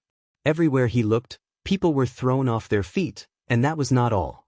Almost everyone was covered in large and small flames. Cries of alarm rang out incessantly. "Stand down! Put out the fire!" Lothar's expression was not good. This not only meant that the three of them were the only ones left in this battle, but it was also very likely that these soldiers would not be of any use in the battle with Medivh later. The opponent's strength was completely beyond imagination. Chapter 120. Lothar didn't order Duque to do anything. He knew that Duque would definitely satisfy him. Tacit understanding was something that was cultivated through battle after battle. Whether a teammate was reliable could be seen through 1 or 2 battles. It was Lothar's first time seeing such an all-round genius like Duque. Lothar was very relieved. Sure enough, Duque raised his hand and used the lowest level, Blizzard. There were no lethal icicles, only rapidly falling snowflakes. The cold hexagonal snowflakes quickly covered the parts of the soldiers that were on fire and quickly extinguished the flames on their bodies. Every soldier who regained their senses looked at Duque with gratitude. Compared to the middle-aged priest who was still in a daze, Duque's response was godly. The faces of quite a few soldiers holding long swords were deathly pale, large droplets of cold sweat dripping down the sides of their hair. However, not a single one of them suffered a fatal injury, let alone died. This result was obviously far from satisfying Prince Malcheser. This high-ranking demon of the Eridar race would never have dreamed that a transmigrator would be among the challengers. Duque knew most of his skills like the back of his hand. He roared, "Mortal, do you think this is the end?" With a wave of his hand, a black light bloomed from the prince's hand. In an instant, 15 elite soldiers felt as if their bodies had been hollowed out. It was a very frightening feeling. Within their paper-thin skin, there were no muscles, no blood vessels, no blood, not even bones. It was as if all their organs had disappeared and they had become a paper man with an empty shell. It was an indescribable feeling of terror. Almost every soldier who was hit froze in place. They didn't even notice the dark energy that shrouded their heads. 3 seconds. Only 3 seconds. The moment that evil dark energy exploded, these 15 soldiers would lose their lives forever. Even their souls would be bound in the chaotic mage tower of Karazhan, becoming some kind of sad existence. Run! Lothar didn't know what it was. He only knew that these old fellows that he had trained and had accompanied him through life and death countless times would all die here if they didn't run. Being mentally prepared that everyone was going to die and actually dying were two completely different situations. Noxus was very strong, but no matter how strong he was, there was no way he could save 15 soldiers at the same time. On the battlefield, 1 second of hesitation was enough to be fatal. Even if many of these elite soldiers had already reacted and started to run towards the area outside of the Shroud of Darkness, how far could they run in 3 seconds when they were fully armored, holding shields and swords, and carrying at least tens of kilograms of weight? Death was almost inevitable. However, just when the dozen elite soldiers were about to be killed, Duque's hand of magic appeared again. 72 hands of magic dragged all the soldiers out of the attack range of Shadow Nova before the princes. Shadow Nova burst out. Looking at himself flying out of that dark area, and then looking at the place where the dark energy had corroded the ground to the point where it was creaking and emitting an ominous smell, even a fool knew that Duque had saved their lives once again. Before the raid on Rakazan, they only admired one person, Anduin Lothar. From today onwards, they silently added another name in their hearts, Duke Marcus. Not only did Duque's unimaginable response surprise them, but Duque's calmness, decisiveness, selflessness, and indescribable view of the overall situation made them admire him from the bottom of their hearts. "Thanks, Sir Marcus. I owe you my life. In the future, when Boss Lothar doesn't want me anymore, I, Panga, will be your follower. I can still watch the door." Most people would be indignant and angry when their subordinates' hearts were bought, but Lothar was touched that his subordinates' lives were saved. "Well, you bastards, if I really die, I'll allow you to follow Duque. Now get lost, don't get in the way, this is not an enemy you can deal with. Lothar's elite soldiers retreated far away from the rooftop square. Lothar cracked his neck. Duque, do you have any good suggestions? If you're not afraid of fire, you can try to lure this guy out. I bet that he has a limited number of pillars of fire. If we weren't in the fire, I would definitely be able to kill this guy. Garona seemed to be indignant that she was forced to retreat. Ditto. Duque shrugged. That settled. Hearing Duque's words, Prince Malkezer's body trembled. He almost thought that he was hearing things. The pressure in the space suddenly changed. It was a violent aura that could topple mountains and overturn seas. Accompanied by a furious roar, a voice that burned with raging flames actually caused the ground to tremble. Who gave you the confidence to defeat me? The Burning Legion is invincible. Duque was unmoved. Lothar and Garona looked at Duque at the same time. I just smiled and didn't say anything. Is that wrong? No, I just think that you're braver than I thought.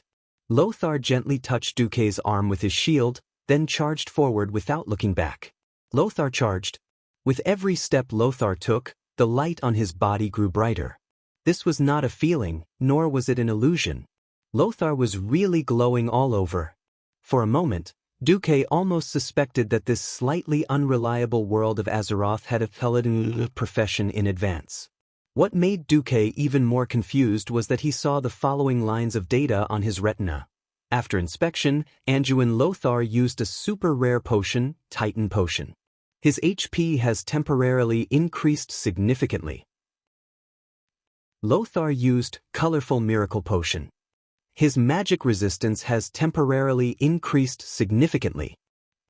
Lothar used Special Flame Protection Potion. Lothar activated the special amulet of the Archbishop of Stormwind City. Lothar received an unknown super powerful exorcism blessing. His damage against demons has greatly increased. What was pioneering? This was pioneering. Even though Noxus himself was a boss, this dutiful warrior still brought his own first clear potions when he was exploring another boss. He had not even asked Duque for half a gold coin as compensation. Azeroth's #1 teammate. At this moment, Dooku was so touched that his nose was running. Garona and Duque watched as Lothar charged forward and cut Prince Malkezer's Hellfire with 2 slashes. Chapter 121. To Duque, it had always been a big question mark as to how strong the fellow who stepped into the realm of heroes in Azeroth was. Purely from the perspective of physical strength, agility, and vitality, Lothar did not exceed the limits of a human. However, with the support of the warrior's unique rage power, Lothar made a series of unimaginable moves. A normal charge and a warrior's special charge were 2 completely different concepts. Even though a warrior's charge could only be used once in a battle, the powerful impact this time was very precious. It was the first time Duque had seen Lothar's charge. It should be said that Lothar did not even use his full strength against Evil Hoof. Lothar's military boots made a high-speed grinding sound, and in the next instant, his entire body suddenly turned into a stream of light, crossing the more than 10 meters between him and Prince Malkezer. According to a normal human's charge, Lothar would only rush to the prince's feet, but Lothar's charge unreasonably rushed into the air. Prince Malkezer's words came to an abrupt halt, because he saw a shield that was not big, but was big enough to cover his entire ugly face, rapidly enlarging in his vision. Bam! The shield bash that came right at Kieran's head sent the prince into a daze. The strong impact landed on the prince's nose, and the unsuppressible soreness and pain made the prince want to cry. This was not the end. The feeler on Prince Malkezer's chin that looked like a penis that was almost chopped off by Garona just now was really chopped off this time. Lothar deliberately took the blame for Garona's mistake with his strength. Just like that, the hatred created by Garona was perfectly inherited by Lothar. Duque had once heard of such an unreliable legend, that the males of the Eridar tribe treated the 3 tentacles under their chin as precious as their own little brothers. Whether this legend was reliable or just fabricated by some unscrupulous author, there was no way to know. In any case, when the tentacle was directly chopped off by Lothar with the king's sword. Prince Malcheser was enraged. He was truly enraged. Go to hell, human. He was not knocked down by Lothar's charge and shield. The prince displayed the strong physique of the demon race. His body, which was leaning back due to the heavy blow, suddenly bounced back like a spring under the effect of his powerful waist and abdomen. His fist, which was larger than a calf, came crashing down. Quick and ferocious. This was the problem that humans often encountered when fighting against giants. The huge difference in size would cause humans to be unable to withstand the inhuman strength if they were not careful and were hit by a fierce blow. Humans would be crushed and instantly killed by the terrifying difference in strength that could not be made up for with training. Time seemed to have stopped at this moment. The higher-ranked demon couldn't hide the surprise on his face. How is this possible? In Prince Malcheser's eyes, Lothar, who was covered in heavy armor that only increased his weight but was meaningless to the demon race, should be a piece of delicious meat on a chopping board, waiting to be slaughtered. But Lothar flew up. It was not an adjective, but a real kick. He once again rose more than 2 meters in the air. From facing the prince's big ugly face, he flew to the prince's head and struck again. Only then did the prince see from where Lothar had just landed that there were 2 hands of magic there. It was this pair of illusory palms constructed from arcane energy that perfectly became Lothar's fulcrum when Lothar had nowhere to borrow strength from, supporting Lothar in unimaginable acrobatics.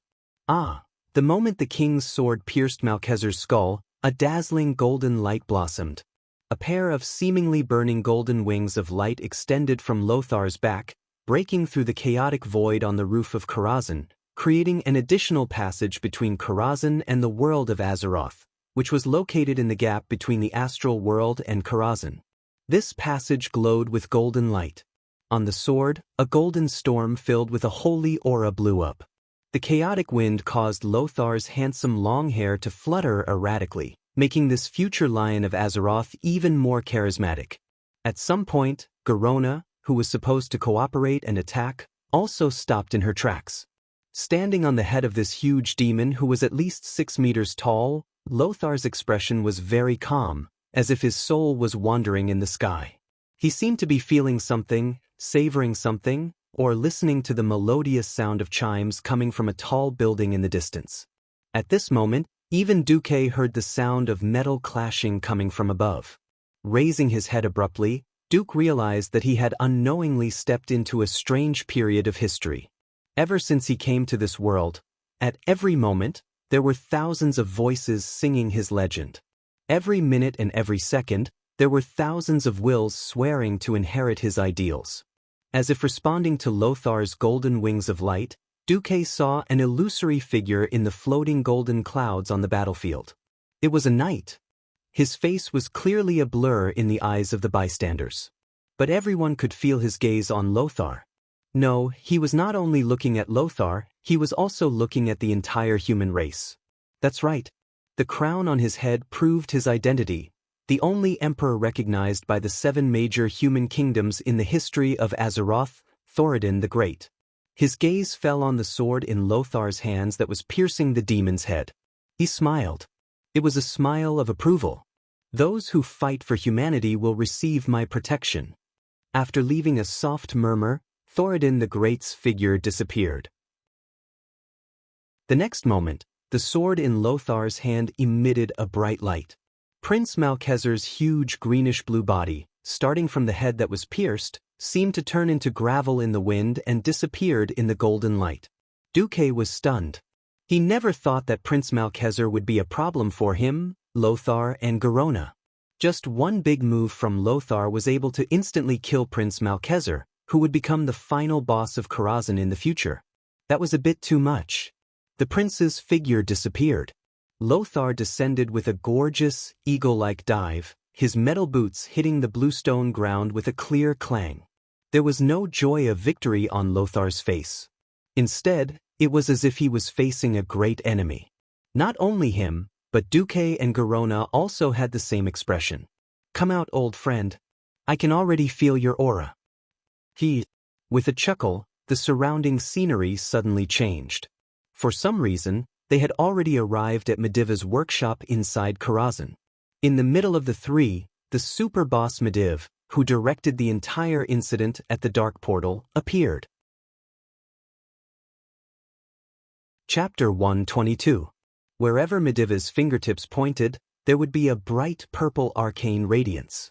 As mysterious veins of light flowed from top to bottom, the things in Duque, Noxus, and Garona's field of vision were being constructed at a high speed.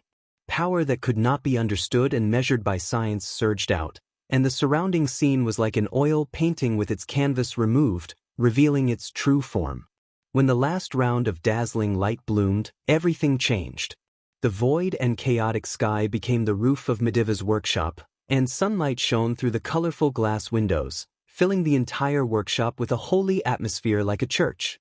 There were 12 huge marble pillars around the workshop, forming a cloister around the periphery. In the middle of the workshop was a large pool with a diameter of 20 meters. It was filled with a blue liquid that was slowly churning. Duque only needed a glance to understand what it was. Mana. Mana that was rapidly condensed. It had surpassed the gaseous state of mana itself and turned into a liquid state. Every time the liquid mana rolled, if one were to focus all their attention on it, they would discover that there would be dazzling lights exploding in front of their eyes, as if flowers of light were blooming, constantly repeating the process of budding, blossoming, withering, and dying. The power contained in it was so terrifying that Duque could even imagine that once the mana in the pool went out of control, the interweaving light energy comparable to a nuclear bomb would instantly spread to the surroundings, turning the land within a radius of 500 kilometers into a wasteland. Compared to this astonishing mana pool, the pile of metal parts that Mediv had placed beside the pool that were as tall as 3 people seemed insignificant. Looking at everything in front of him, Duque once again confirmed one thing in his mind. Mediv, who was known as an astral mage, was definitely at the peak of mastery in the use of the element space. And space were recognized by almost everyone as the strongest elements. In fact, even though he brought Lothar and Garona to Mediv, Duque still felt his scalp go numb. He didn't know how to deal with the Mediv possessed by Sargeras. Fortunately, only the 3 of them were teleported to the workshop. Mediv did not deal with Lothar's men. At this moment, the Mediv spoke. Hee. The Mediv laughed, and there was an indescribable evil charm in his laughter. Since you call us old friends, why do you have to point your sword at my chest? Noxus's gaze fell on Mediva's feet, who was standing beside the mana pool. His eyes scanned carefully from his feet to Mediva's head. When he looked at Mediv again, Lothar's voice became very gentle. Thus, my sword is not pointed at my old friend. It's not pointed at Mediv, who is a close friend. Noxus sheathed his sword. We're not from the same world from the beginning. You're a high and mighty guardian. As long as you don't abdicate, you can have an almost endless lifespan. On the other hand, Ryan and I are just 2 seemingly noble people, but in reality, we are lowly mortals. Why did we become friends? Yes, but... A playful smile appeared on Mediva's face. He even ignored Garona, who was quietly moving behind him on the left, and ignored Duque, who was motionless behind him on the right. It's because of your humility and magnanimity that you gained our recognition. Do you still remember that 20 years ago, you had just defended Azeroth again and came back injured, but you still bore it and created an ice cube to cool the forehead of a child with a fever in the slums? Do you still remember that day? Do you still remember? Lothar softly recounted his past with Mediv.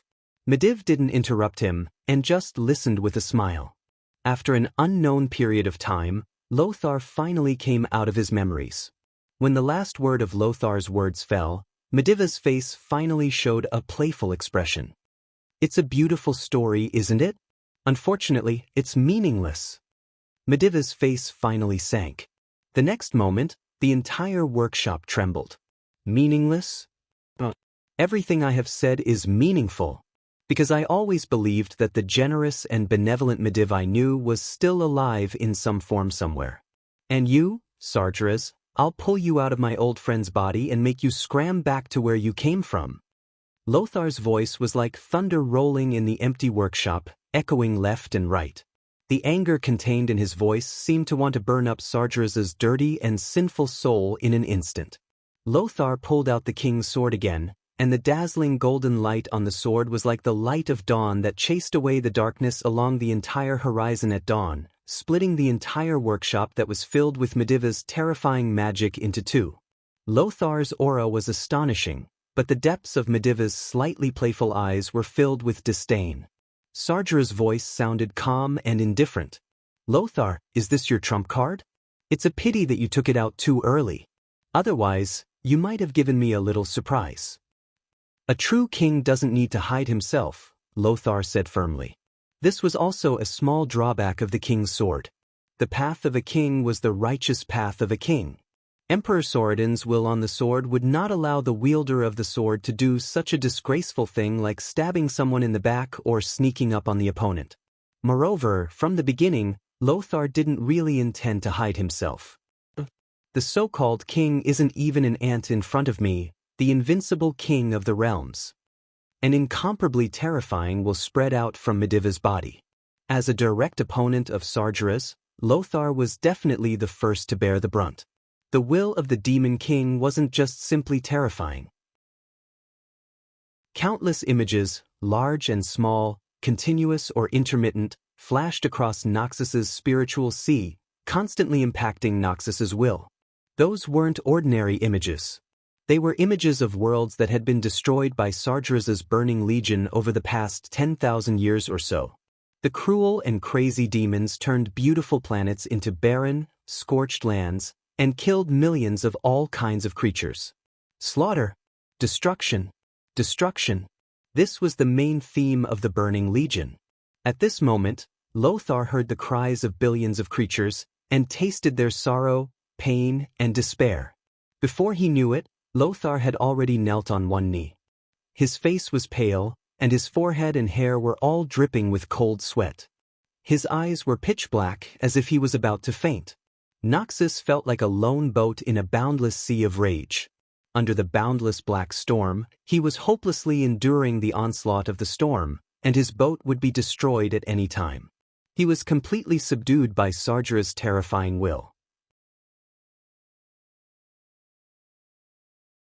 Chapter 123. At this time, Duque's clear voice came from behind Sargeras.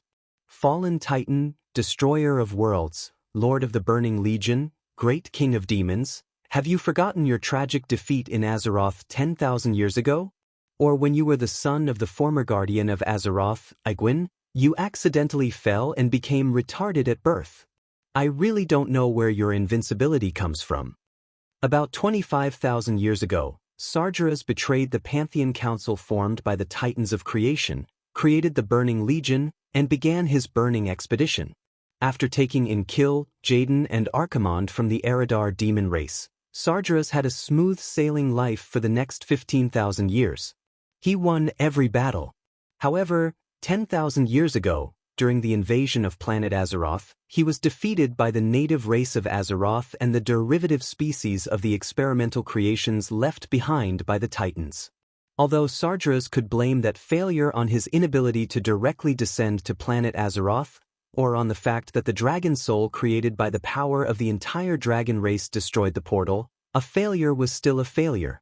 The failure in Azeroth had become the biggest stain in his life ever since he betrayed the Pantheon and established his own power. He still hadn't been able to wash it off until now. Needless to say, in order to sneak into Azeroth this time, he didn't hesitate to pretend to be killed by Egwin, a small guardian, and then corroded and devoured the soul of Egwin's son, Mediv. For the great boss of the Burning Legion, this couldn't be said to be a very degrading thing. One could imagine that even if he won this time because of this method, he would be ridiculed to death by his old rivals, the Titans, when he faced his other old rivals again. No, perhaps it was since the failure of the invasion 10,000 years ago that broke the Burning Legion's legend of invincibility, Sargeras could no longer be as glorious as he was 10,000 years ago. This failure was the biggest pain in Sargeras' heart. Alright, at this moment, Duque had actually touched on the sore spot. How could it be as simple as sprinkling salt on the wound? It was as if she had forcibly ripped open his scar, used a hook to open the wound, and made it look brand new. Then she sprinkled some wasabi and chili on it. Finally, she whispered into Sargera's ear to remind him of the pain. All that was left was to call a song and dance troupe to dance in front of Sargera's and celebrate the 10,000th anniversary of Sargera's death. The series of high and mighty honorifics at the front of these words was just to slap the face at the back. It wasn't just a slap to the face, it was a slap to the face that was swollen. Sargeras abruptly turned around, casting his gaze on the young wizard, Duke Marcus, whom he had looked down upon even more. Insolent ant! Did I give you permission to speak?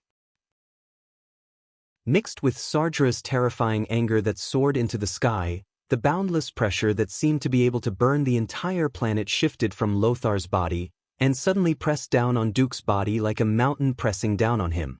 Hearing that Duke had helped him out of the predicament, Lothar was still a little happy, but then he widened his eyes, and subconsciously extended his left hand that was tied to the shield towards Duke.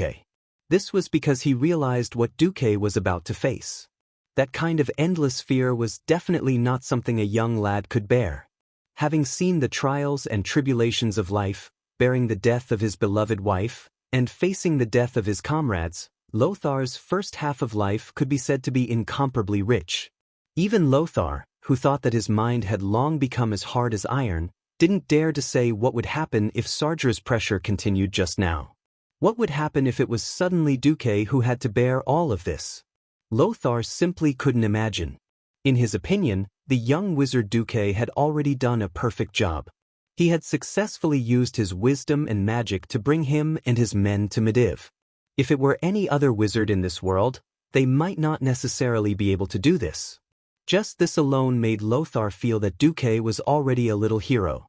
However, Mediv, who was controlled by Sargeras, was too terrifying and powerful. Lothar really didn't dare to imagine the scene of Duke's guts being torn apart. But his extended left hand was destined to be unable to grab anything, and nothing could be stopped. At this moment, Lothar, Garona, and Sargeras were stunned at the same time. That violent pressure that should have been able to crush the mind of any mortal in the world was completely unaffected by Duque.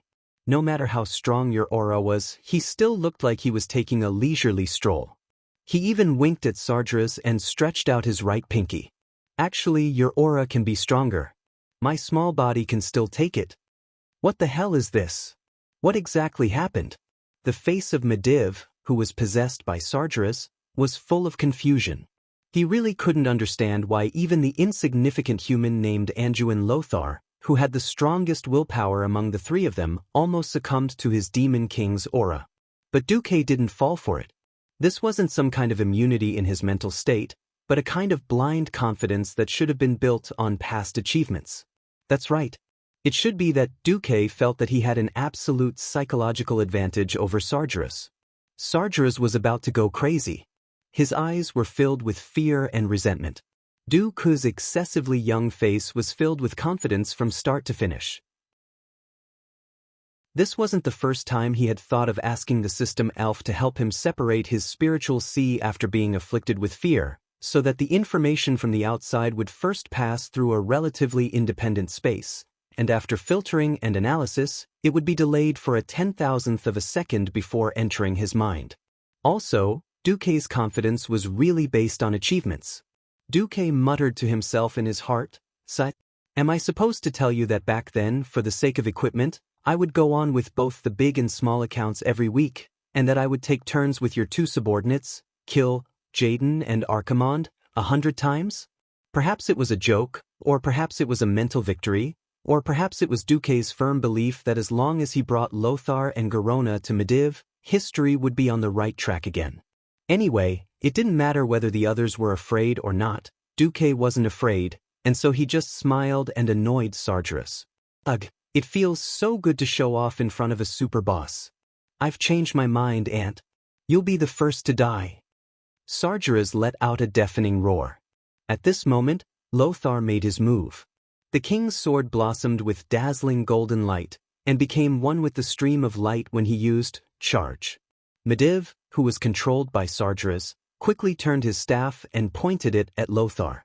At this moment, Duque saw a strange scene. The passage of time seemed to have become stagnant, and every speck of dust, every ray of light, and even everything around him were moving in a strange trajectory. The female half-orc legendary assassin, Garona, who had been extremely low-key and concealed her aura and presence, made her move. Chapter 124. How strong was Garona? This had always been a question mark.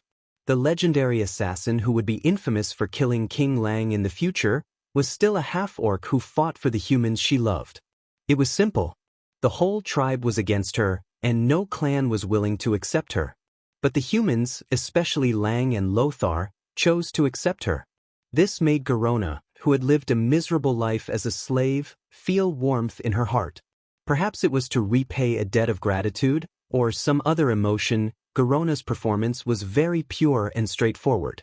With a light stomp of her feet, the two curved bone daggers in Garona's hands were already hanging upside down like a crescent moon. Before she attacked, there was a distance of 10 meters between her and Medivh. For many mages, this was a safe distance, and they could clearly see each other's every move. But in the blink of an eye, the sharp blade of the dagger was less than 2 centimeters above the back of Medivh's neck. Shadow Step, a unique skill for thieves. Garona relied on it to easily cross such a long distance, disappear from the shadows, and then reappear in the shadows. When her dagger approached Medivh's vital point, Duque also felt a chill in his heart.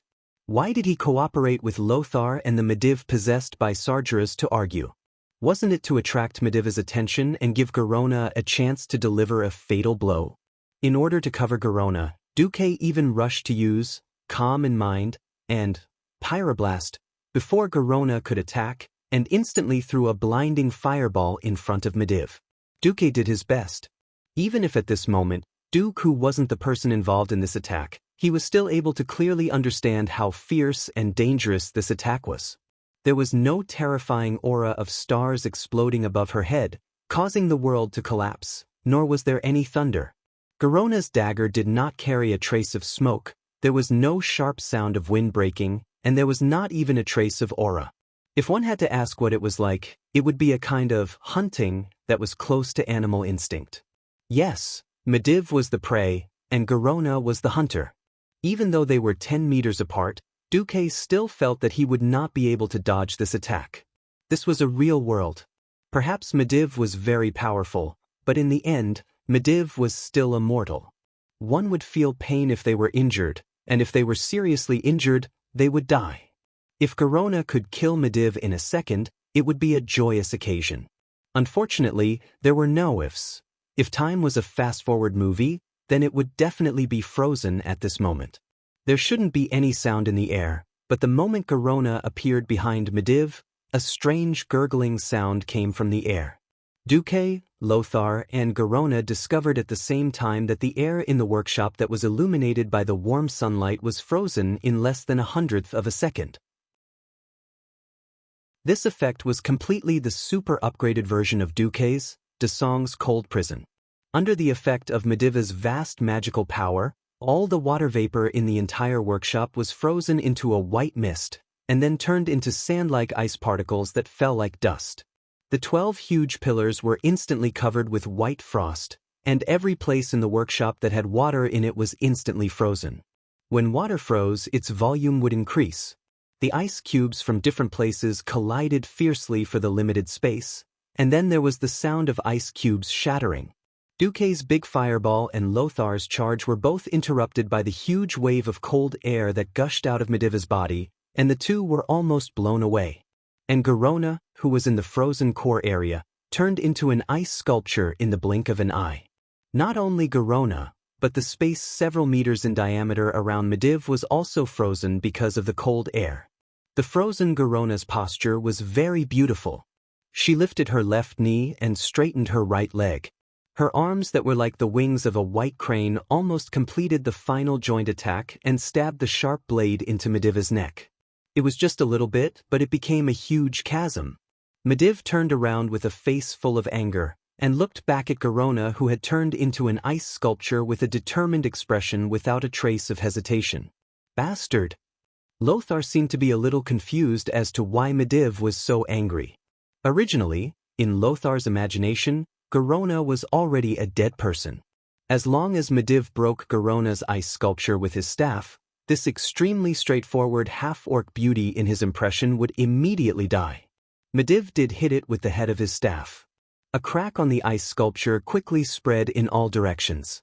This blow, which was infused with some magical power, brought about a strange reaction on Garona's body, and the crack spread from Garona's strong body.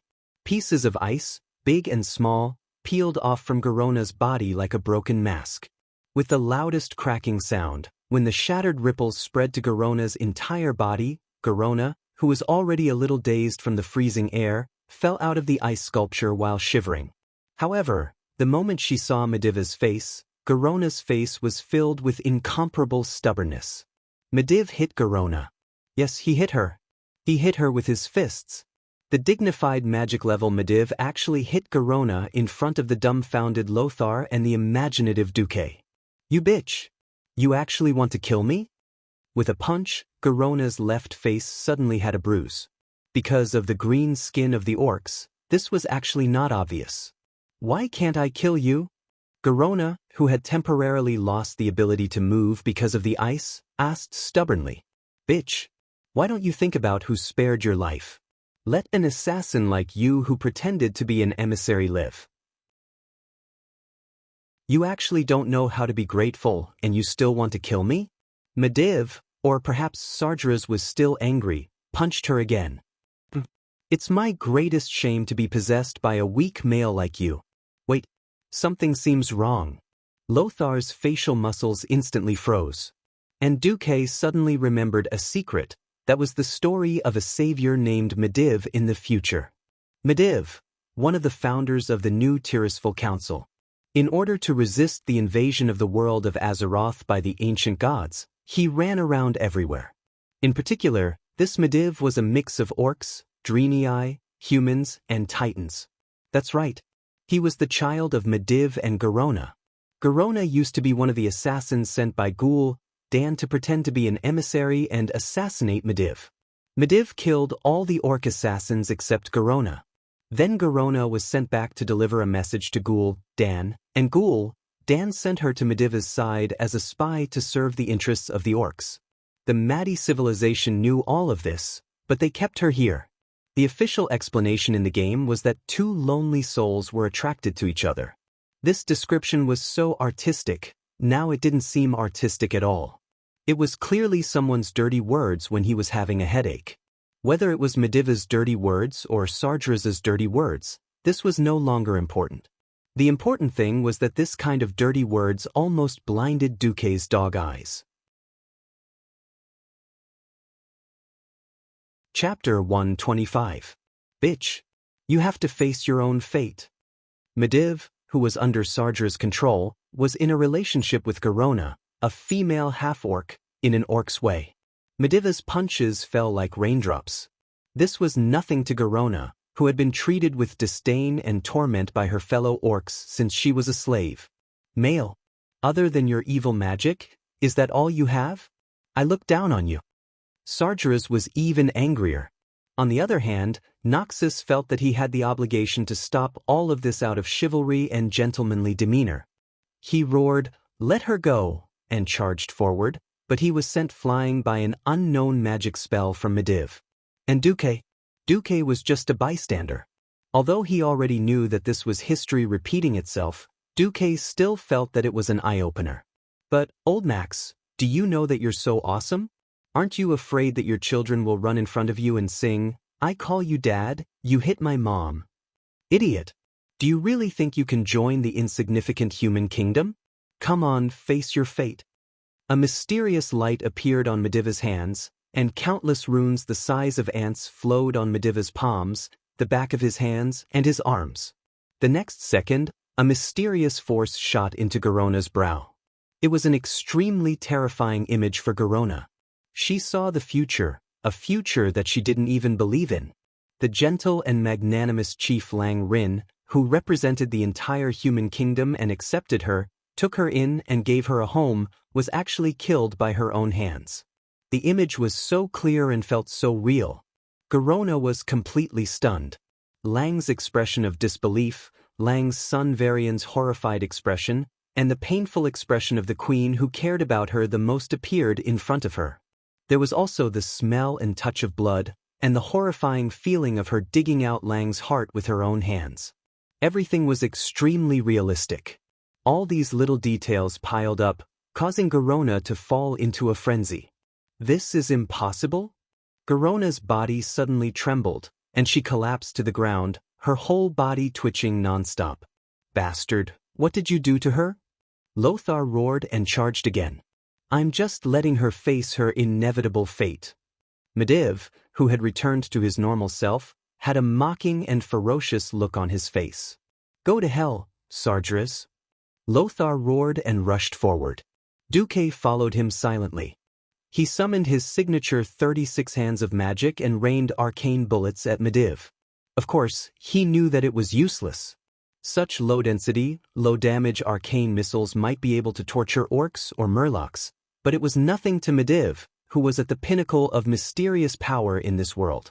Duque could clearly see that before the sea of arcane missiles could even get within 3 meters of Medivh, they were automatically disintegrated by the high density of mana that escaped from Medivh's body. That was not what he wanted. Duque was playing the role of Khadgar. According to the nature of fate, as long as he integrated himself into the 80% compatibility, he might be able to replace Khadgar's position and successfully kill Medivh. In the history, this was how Medivh dealt with Garona first, and then he used his long sword to tease Lothar. While they were playing fencing, Khadgar, who had been using magic just a moment ago, suddenly ran over and stabbed him to death with his longsword. This history was once thought by Duque to be ridiculous. How could the Medivh that even Sargeras feared, that experienced Medivh, be killed so easily? But when he thought about it carefully, it made sense. Think about it. No matter how strong a mage was, if he didn't use magic and instead ran to fight in close combat without any protection, wouldn't he be courting death? Moreover, the moment Khadgar made his move, the remaining good part of Medivh's soul also jumped out and fought with Sargeras for control of the body. It would be strange if Sargeras didn't die. Duque was reenacting that part of history. Ha! Puny human, you are so weak that I can defeat you without even using magic. Medivh, just like in the history, took out a shiny silver longsword from his spatial storage item and faced Lothar. Medivh's small body was not much better than Duque's. If it was a simple duel between swordsmen, Lothar would teach him a lesson in no time. Even if Orgrim or Illidan's soul came in, it would be useless, let alone Sargeras' possession. Sargeras' method was very simple: cheating. He directly used the slow spell to reduce Lothar's speed and strength to a level slightly lower than his own, and then they fought fiercely. Ha! What number 1 swordsman of Stormwind, your strength is only SOSO. He had seen shameless people, but he had never seen someone so shameless. Lothar wanted to say, fight me without magic if you can, but he didn't say a word. Of course, he knew that Sargeras was toying with him. And the weak Duque couldn't dispel such a high-level spell for him. Duque? Seeing Duque continuously releasing those low-level trash spells, Sargeras snorted disdainfully at Duque. The great Sea King Duque was ignored by Sargeras just like that. Duque was still the best actor. He roared, and even his neck was so red that it seemed like 2 dicks could be stuck in it. He poured out his magic and released those useless offensive spells. Ice arrows, fireballs, arcane missiles, arcane impacts, and almost all the conventional magic attacks were used by Duque. Everything was a pretense. Looking at Medivh's back, Duque sneered in his heart. Sargeras, you're arrogant. Arrogant. When I stab my sword into your back, when you discover that Medivh's weak body is your fatal weakness, I really look forward to seeing the Burning Legion's #1 boss' shocked face. Duque thought that he had done it flawlessly. When he reached his limit and pulled out the King's Protector, to teach Sargeras a lesson, space seemed to be strangely distorted. There seemed to be a strange distortion in space, and then a warm heat appeared on his neck. Duke tilted his head, and in the next moment, he saw himself. A headless version of himself. A version of himself who was spurting out mouthfuls of blood. His vision spun, and then, all he felt was the coldness of the ground. Mediva's boots entered Duque's field of vision. Wait, something's wrong. I'm dead? Sargeras's voice suddenly reached Duque's ears. Idiot, you think I didn't guard against you? If it was my useless disciple, Khadgar, I might have ignored him. But I've always been guarding against you. Ha! Ridiculous. Too ridiculous. Duke died. Chapter 126. No. When Lothar saw that Duque had been killed, he suddenly felt that the world around him had become blank and empty. Apart from Duque's corpse and the Mediv possessed by Sargeras, he couldn't see or hear anything. An unprecedented grief and indignation surged in his heart like a volcanic eruption. He used to think that he had seen through life and death, and was used to seeing his comrades die.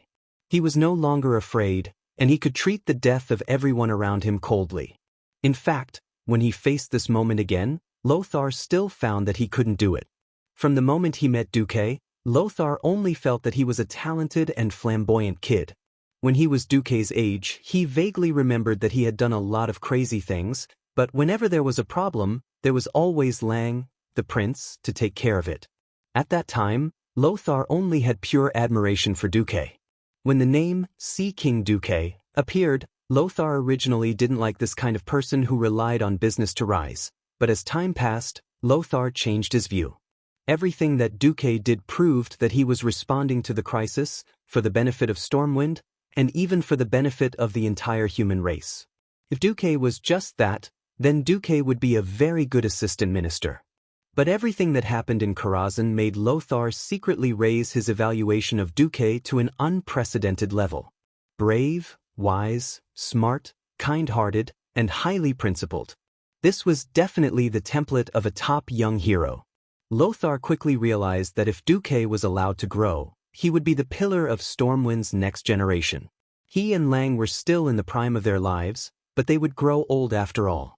Prince Varian was still young, and when the time came, it would definitely not be Lothar who would help Varian to the end.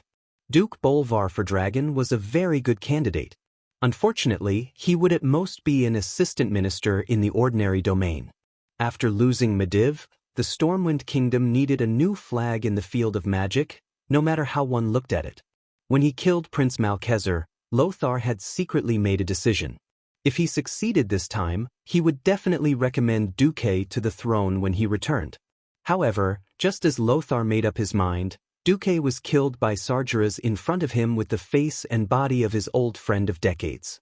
A guardian level, slow, and a plain horizontal slash ended the hope of Stormwind's future. The death of a genius was the most painful. Ah! Noxus roared furiously like a berserk lion while activating a certain item that was supposed to be a trump card. His entire body radiated a burst of golden light. Lothar, whose strength, speed, agility, exorcism, and other attributes had all soared, suddenly approached Mediv. Mediva's face revealed a slightly surprised expression. The king's sword, which was emitting a bright light, suddenly slashed down. What greeted it was not Mediva's magic, but a huge metal arm with a blue base and silver edges. Even with the king's sword's almost indestructible sharpness and powerful exorcism effect, it was still unable to break through the defense of this arm. The long sword and the metal arm collided, causing dazzling sparks. The metal on the huge arm let out a shrill cry, and even the metal arm bent slightly backwards. After all, it was still blocked. Only then did Lothar notice that the huge pile of metal beside the mana pool just now was an unactivated golem. Now, this huge golem with condensed arcane energy as its body and metal parts as its auxiliary had become a natural barrier between him and the demon king Sargeras. Lothar, I'm tired of playing with you. A slightly better existence among ants like you is not worthy of my personal attack. You are only worthy of fighting with the toys I created. You, Anduin Lothar, just like that little guy Duque, go to hell. Mediva's face showed the greatest evil aura. Every contorted facial curve on his face was condensed with malevolence and disgust. Mediva's whole body began to transform. Two long, flaming horns protruded from his head. His delicate and elegant face became withered, and 3 awl-like spikes protruded from his chin. His exposed skin had also become dry, like the bark of a dead tree.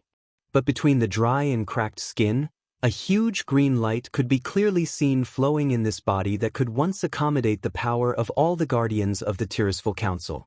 Lothar wanted to curse Sargeras, but he could not breathe under the pressure of this huge arcane golem's crazy attack. The golem's fist was too big and too fast. With Lothar's speed, dodging was completely an extravagant hope. When the heavy fist that was enough to split a mountain and split a stone hit, although Lothar had tilted his shield in an attempt to deflect the thunderous force, Lothar obviously failed. It was difficult to use an epic-level shield in this kind of battle. The rare shield branded with the lion emblem of Stormwind City turned into powder in just 1/10 of a second. The only thing that could protect Lothar was the king's sword. Parrying with his sword horizontally was a standard military sword technique. It was the only way out.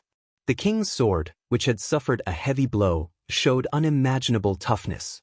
Even if it bent backward as much as possible, even if it had clearly revealed an arc, the king's sword still did not break. If it were another warrior, they might have been crushed by the huge force of this huge golem and killed on the spot. Lothar was Lothar. In a split second, he could still quickly adjust the pace of his legs and shift his center of gravity. Before the surging force that mortals could match destroyed his body, he dodged to the left, and his center of gravity moved to the side. The golem's huge fist suddenly missed. Even the ground that had been reinforced by special magic couldn't withstand such a violent heavy blow. With a bang, stone chips flew everywhere. If Lothar hadn't insisted on wearing a suit of armor, perhaps he would have been turned into a bloody sieve by the sharp and high-speed stones because he couldn't dodge in time. The punch missed, but Lothar's crisis was not over. The huge golem's fierce attack continued without any pause. The giant fist that should have been inserted into the ground suddenly swung horizontally, almost blasting half of Lothar's body into meat paste. Lothar couldn't even deal with a golem, let alone Sargeras, who was watching a beast fight next to him. For the first time, despair gripped Lothar's heart tightly. At this time, there was a loud noise outside Karazhan Tower. It was a super strong attack that even Karazhan, which was in an independent space, felt a strong shock. Chapter 127. Just a few minutes ago, the sky outside of Karazhan had completely changed. Dark clouds covered the horizon, like a storm that was about to sweep over. However, this storm was not a dead thing from nature. Every molecule that made up the storm was a dragon that mortals would rarely see in their lifetime. The huge wings flapped powerfully, and every time the wings flapped, it seemed to make the whole sky tremble. The dragons let out a low roar inadvertently as they breathed.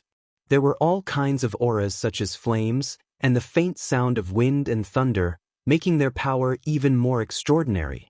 Most of the dragons were red, mixed with a very small amount of green and bronze. They raised their speed to the maximum, and this was completely the rhythm of swooping down to wash the ground with dragon breath. On a mountain peak not far from Karazhan, a woman with gorgeous red horns strode forward. With her firm steps, the long red hair behind her head fluttered in the wind. Wrapped in a red bikini armor with golden edges, her exposed skin had the healthiest wheat-colored skin. She walked proudly towards a mysterious man in a long robe standing at the top of the mountain. "Yo, Aegwin, are you sure your plan will really work? All the dragons that can be summoned on planet Azeroth are basically here. I don't want the dragon bloodline to go extinct. The matter of the blue dragon and black dragon is enough to make my heart ache." That mysterious person was the previous guardian of Azeroth, Aegwin, the mother of Medivh. She gently pulled down her hood, revealing a beautiful face that didn't look old at all. "Old friend, we have guarded this world together for hundreds of years. I think we have the same attitude towards demons, don't we? Alexstrasza." If Duque were here, he would definitely exclaim that history was completely unreliable.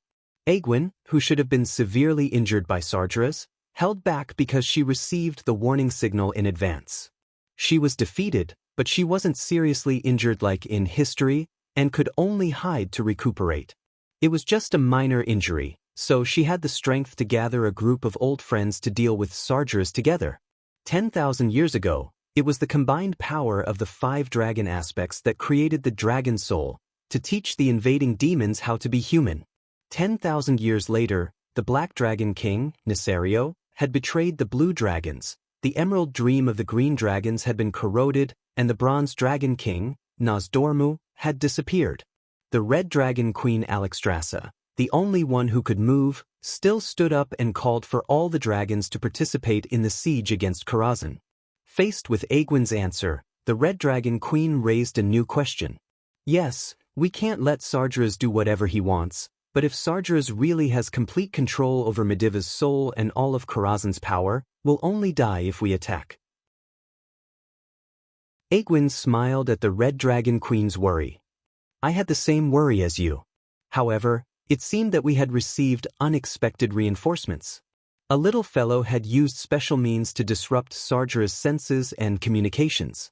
He gave me the opportunity to control part of Karazhan's defenses. Part? That's right. The most important anti-air firepower won't be activated. All right, you've convinced me for now. If the Red Dragon race falls this time, I'll tear you apart first, Aegwyn. With that, the Red Dragon Queen left without looking back. Alas, Alexstrasza, your temper is still so hot. As the Red Dragon Queen left, a beautiful and elegant female figure slowly appeared not far from Aegwyn. Sky-blue shoulder-length hair, long ears, a moon-white robe, and a dignified and calm temperament. Everything about this mysterious night elf was extraordinary. A huge white tiger accompanied this beautiful night elf dressed like a priestess. Shadow evasion, one of the night elf's signature racial talent skills. This priestess was so powerful that she could even fool the Red Dragon Queen. No, it might not necessarily be fooled. Perhaps Alexstrasza had found out but didn't bother to point it out. Dragons were powerful and proud. There were many things that dragons would not cooperate with other races unless they had no other choice. So the dragons and Aegwyn were one thing, and Aegwyn finding other helpers was another. Aegwyn sighed again. Thank you for your help. The priestess standing beside the white tiger smiled lightly, revealing a beautiful smile that even the stars paled in comparison. I'm just helping as an individual. It has nothing to do with the night elves. Alas, all right, this is at least a beginning. The priestess interrupted Aegwyn's topic. There is no beginning and there is no end. Do you want me to repeat myself? No need. Get to work. As the priestess chanted, a mysterious power began to communicate with the entire world. The sky that had been bright a moment ago suddenly darkened. The clouds disappeared. The sun disappeared. What appeared in the sky above Karazhan was a bright starry sky. In the beautiful starry sky, in a constellation that was about to be destroyed and burned out, a huge star broke into pieces, disintegrating into countless rays of light that scattered in the dark sky. However, under the guidance of Elun's divine power, dozens of huge star fragments began to approach planet Azeroth at high speed. The blazing light cut through the sky, brutally tore through the atmosphere, and fell straight towards Karazhan. The fall of the stars was under control. Under the control of unimaginable power of mortals, the huge meteorite fragment crashed into Karazhan's magic shield with a ferocious power that could destroy the world. The powerful magic shield that could withstand the siege of tens of thousands of mortal warriors for several months failed in less than a tenth of a second under this earth-shattering blow. The shield was easily broken like a soap bubble. The trajectory of the slanted fall, the strong wind pressure, and the ear-piercing whistling sound all announced the arrival of destruction to the master of Karazhan. Bastard, who is it? It was only then that Sargeras reacted as if he had just woken up from a dream, and there was an angry roar in the Mage Tower. Unfortunately, it was too late. The first falling meteorite fragment was the size of a carriage. Under the acceleration of gravity, the perfect combination of speed and gravity was the entire highly enchanted main gate of Karazhan, which even siege alls could not shake at all, along with the two-story building, collapsed into powder in an instant. The second meteorite fragment fell, and the secondary tower that guarded the main tower of Karazhan was like a sandcastle that had been washed away by the waves. It collapsed into powder in an instant, and dissipated with the wind in the direction that the meteorite had come from. The third, fourth, more than a dozen meteorite fragments fell with a loud bang. Even someone as powerful as Sargeras could not help but be flustered under this kind of attack. This was the signature move of a famous priestess, falling stars. Chapter 128. Duque died. Once again. After a few months, he had almost forgotten the smell of death. There were some things that he could never get used to, such as dying again and again. In the game, when the team was wiped out while exploring the boss, running to the corpse again and again was not a problem at all. In this real Azeroth, the punishment of death was more terrifying than Duque had imagined. Duque's soul was not in the graveyard near Karazhan, nor did he have the option to give up healing and resurrect in the graveyard. His soul had always been next to his corpse, surrounded by a lifeless scene. The scene of death, which he had once been very uncomfortable with, extended to the end of his vision. In the black and white world in front of him, there were dark gray, almost black clouds floating everywhere. They seemed to be pulled by some invisible force on Sargeras' body. They slowly rotated around Sargeras like a whirlpool, like a slowly rotating tornado. Just as he had feared, when he encountered a superior demon, his soul was very easily corrupted and eroded. Now it was bound by the evil power of the Demon King. System notification: you have been killed by the Demon King Sargeras. Due to the image of highly concentrated demon power, your soul power is only left with 70% and your humanity is 60%. Warning: you are now within the range of Sargeras' soul corruption. You will lose 1 soul power and 1% of your humanity every 5 minutes. You cannot leave the 100-meter radius of Sargeras in your soul state. Fortunately, Duque still saw the option to pick up the corpse and resurrect, and Sargeras didn't seem to notice his special soul. He didn't dare to resurrect.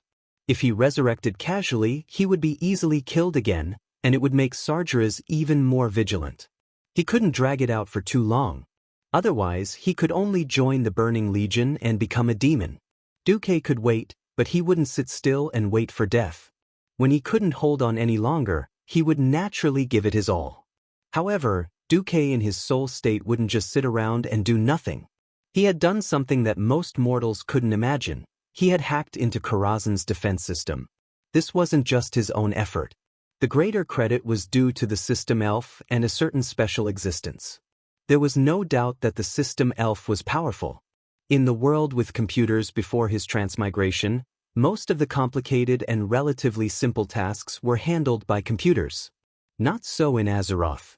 If there was no magic, this would still be a world where the officers on the battlefield could only shout orders, and if they were too far away, they could only release signal flares or have the cavalry act as messengers. Even if there were spells, magic arrays, and other defense systems, they were still mostly simple information feedback. For example, if someone triggered a certain alarm system in Karazhan, even the most sophisticated sensor could only barely sense the strength of the other party, the number of people, and other basic information. In order to carefully assess the enemy's strength, the mage himself had to use Mage's Eye and other observation methods to confirm it with his own eyes. If the owner of Karazhan was still Medivh, Duque might not have been able to do anything. But Sargeras was another matter altogether. Previously, in order to confuse others, Karazhan's entire magic defense system was set up in the style of humans. Basically, Sargeras wasn't easy to use. After Sargeras completely controlled Medivh, he didn't have the time to change the entire mage tower to the system that demons were used to, because Sargeras was busy plotting against the 6 members of the Tirisfal Council. Sargeras didn't think it would be useful, so he left a big gap for Duque. Moreover, Duque had a helper, the soul of Medivh's biological father, Alan. On the night that Medivh came of age, he was awakened by a nightmare. The huge energy in his body began to explode, crossing the astral plane and alarming the priests of the Northshire Abbey. They rushed to the storm's stronghold at top speed, and Alan and hundreds of priests worked together to suppress the explosion of energy. A few days later, the energy suddenly disappeared. Medivh fell into a deep sleep, and his father, Nielas Allen, fell to the ground and died from exhaustion. But no one knew that Allen's soul hadn't completely dissipated. In history, when Medivh was killed by Khadgar, Allen's soul, who was bound in Karazhan, was eroded by evil power and became a boss called Shadow of Allen. Previously, after Duque dealt with the evil hoof, he went to visit Allen's soul. At this moment, Allen was still rational. After learning that his favorite child, Medivh, had been eroded by Sargeras, Allen decided to help. Few people knew that Medivh's achievements were not only because of his mother Egwene's extremely powerful bloodline and the inheritance of the Guardian's power, but also because of the teachings of Nielas Allen, the former court mage of Stormwind. So when Medivh built Karazhan later, he used Allen's knowledge and design concepts. With the system elf working and Medivh's father as a traitor, it would be strange if Duque didn't stir up trouble. After the system elf completely analyzed this defense system, Duque wasn't just adding water to milk. He was simply mixing milk into water to fool Sargeras. In the air outside Karazhan, it seemed like a tragic massacre had just begun. In the air near Karazhan, which seemed to be just an ordinary building, countless complicated and precise magic circles suddenly flashed. Different colors represented the different elemental realms that the magic circles connected to. With the support of the huge magic pool, these magic circles were able to open the openings to the elemental realms to the limit. Along with the dazzling magical radiance, huge blazing fireballs, long icy arrows, and cyclones that could easily cut through steel poured out in the direction where the dragons were coming from. 100? 1,000? No, it was a magic storm formed by tens of thousands of magic circles that surrounded the entire Karazhan. This magic storm easily engulfed the dragons thousands of meters away. Egwene, the largest red dragon among the dragons, roared angrily in Egwene's direction. Seeing this, the Red Dragon Queen's first reaction was that she had been tricked. Dragons had quite good magic resistance, but it was only good. They couldn't achieve the legendary complete immunity to magic. With such a huge amount of high-level magic pouring down, it was obvious that the dragons would be greatly weakened after this battle, even if they didn't go extinct. No wonder Alexstrasza was mad. She could almost imagine that in an instant her children, her people, would be pierced through by powerful magic or directly through their bodies. They would scream in despair and fall from the sky, sprinkling a noble rain of blood. However, after the storm-like attack, it seemed that not a single falling dragon was seen. What the hell?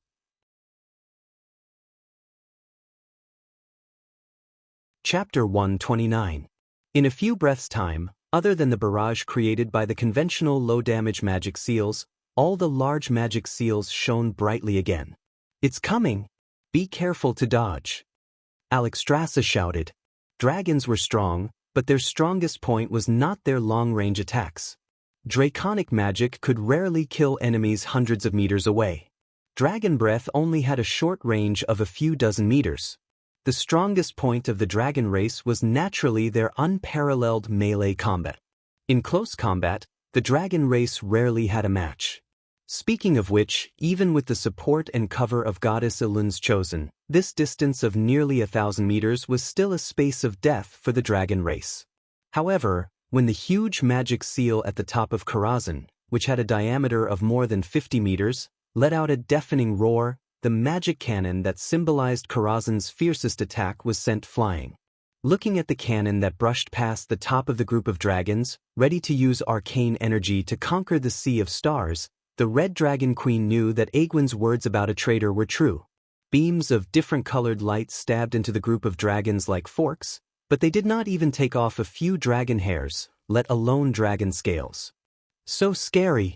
This kind of attack. It only looks scary. The group of dragons maintained their high-speed charge while whispering. Not only the guys below, but the Red Dragon Queen was also muttering, "Koristrash, what do you think?" The red dragon called Koristrash might be a little unfamiliar to everyone, but in the future, his human form would be more commonly known as Krasis. The current Krasis was just a dragon follower. Koristrash stared at the gorgeous but useless magic barrage for a full 3 seconds. A genius is controlling Karazhan's magic defense system.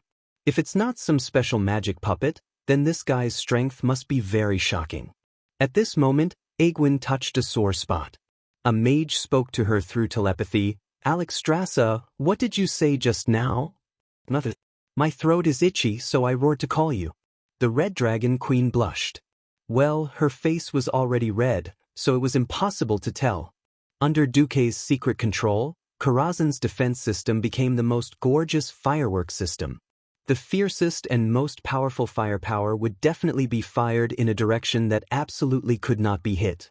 Only the small magic arrays that couldn't hurt the dragons would be more serious about bombarding the dragons. The Red Dragon Queen felt like she had been tricked, not to mention everything else. I really don't know if that guy did it on purpose or not. As the leader of the Red Dragons, it was only natural that he would receive the strongest firepower. Moreover, the Red Dragon Queen's body was the largest and the easiest to hit. Unfortunately, that bastard had been flirting with Alexstrasza all along. Dozens of arcing, delayed explosions, and direct attacks had forced the Red Dragon Queen to change her flight path 7 times in just 3 seconds. However, she was still easily forced into a dead end. However, when she was about to activate the magic defense circle and take a heavy blow, the opponent threw a harmless low-density arcane bomb. It was like a paint bullet in an air combat simulation. Let me tell you, I can really shoot you down, but it's just a fake fight. The Red Dragon Queen felt terrible after being slapped in the face. A distance of 1,000 meters was nothing for the dragons. If it wasn't for the fact that they were being careful and kept everyone flying irregularly, they would really be there in a short while. Obviously, they had worried too much. In general, apart from the Red Dragon Queen, 99% of the dragons had successfully passed through what was supposed to be a dead space. No matter how stupid Sargeras was, he realized that he had been played. The magic defense system of this era usually used some fixed shooting routes to form a barrage, and then cooperated with magic apprentices or controllers to further divide the air defense zone. However, Sargeras neglected one thing. He didn't have lower-level officers or magic apprentices to help him deal with the defense system independently. He had wanted to use demons, but the entire mage tower had been designed according to human standards. For example, the control rooms couldn't be entered by larger demons. This became a flaw. Bastard! Who did this? Although he cursed, Sargeras certainly couldn't let these big lizards charge into Karazhan unscrupulously. Karazhan had the pool of magic that supported the entire dark portal. If these big lizards really charged in and destroyed the pool of magic, his plan to corrupt the world of Azeroth through the dark portal and further open the space barrier would completely fail. Kill them! With Sargeras's roar, the vertical pupils of the dragons reflected the vortex-like portals in the air around Karazhan. They could even see that on the other side of the purple vortex full of chaos and evil, there was a world that had become desolate and dead because of complete destruction. The scorched earth that had been burned to the point where there was no longer a trace of life left by the hellfire filled every corner of the other side of the portal in their field of vision. Now, stepping on that dead land, huge demons with long horns and huge bat wings rushed out through the portal at high speed. However, the dragons were moving faster than the demons had imagined. In the blink of an eye, the dragons had already rapidly expanded in the demons' field of vision. From a small black dot on the horizon to every scale on their ferocious dragon heads, it was really only a matter of a few blinks of an eye. It was like a replica of the battle between the 5-colored dragons and the Burning Legion 10,000 years ago. The earth-shattering roar resounded through the earth again. But it was obviously different from that time. For the first time, the demon army was at a disadvantage. A large number of demons didn't have time to pass through the portal before they were blocked by the dragon's breath. They couldn't use their advantage in numbers at all. A large number of burly half-dragons that were as tall as 3 people jumped down from the backs of the dragons, waving double-headed blades that were more than 10 meters long, and cutting the bodies of the demons. Sargeras almost went crazy with anger when he saw the image transmitted through the mirror. It was the first time he had fought so hard. On the mountain peak next to him, Egwene pursed her lips. Not enough, not enough. What's wrong? Asked the night elf priestess, who was still casting Starfall. Sargeras used the energy of the magic pool in Karazhan to forcibly open a temporary portal and teleport some of the Burning Legion demons over. But if they continue fighting like this, there will be no end to it. Before Karazhan's magic is exhausted, the losses of the dragons will continue to increase. The problem is that Karazhan's magic is enough for Sargeras to last for a long time. Is there any way? There's nothing we can do on our side. Boss. You're tuning in to the Wang Lin's Journey YouTube channel. Don't forget to subscribe and join us on this journey to catch the most captivating stories.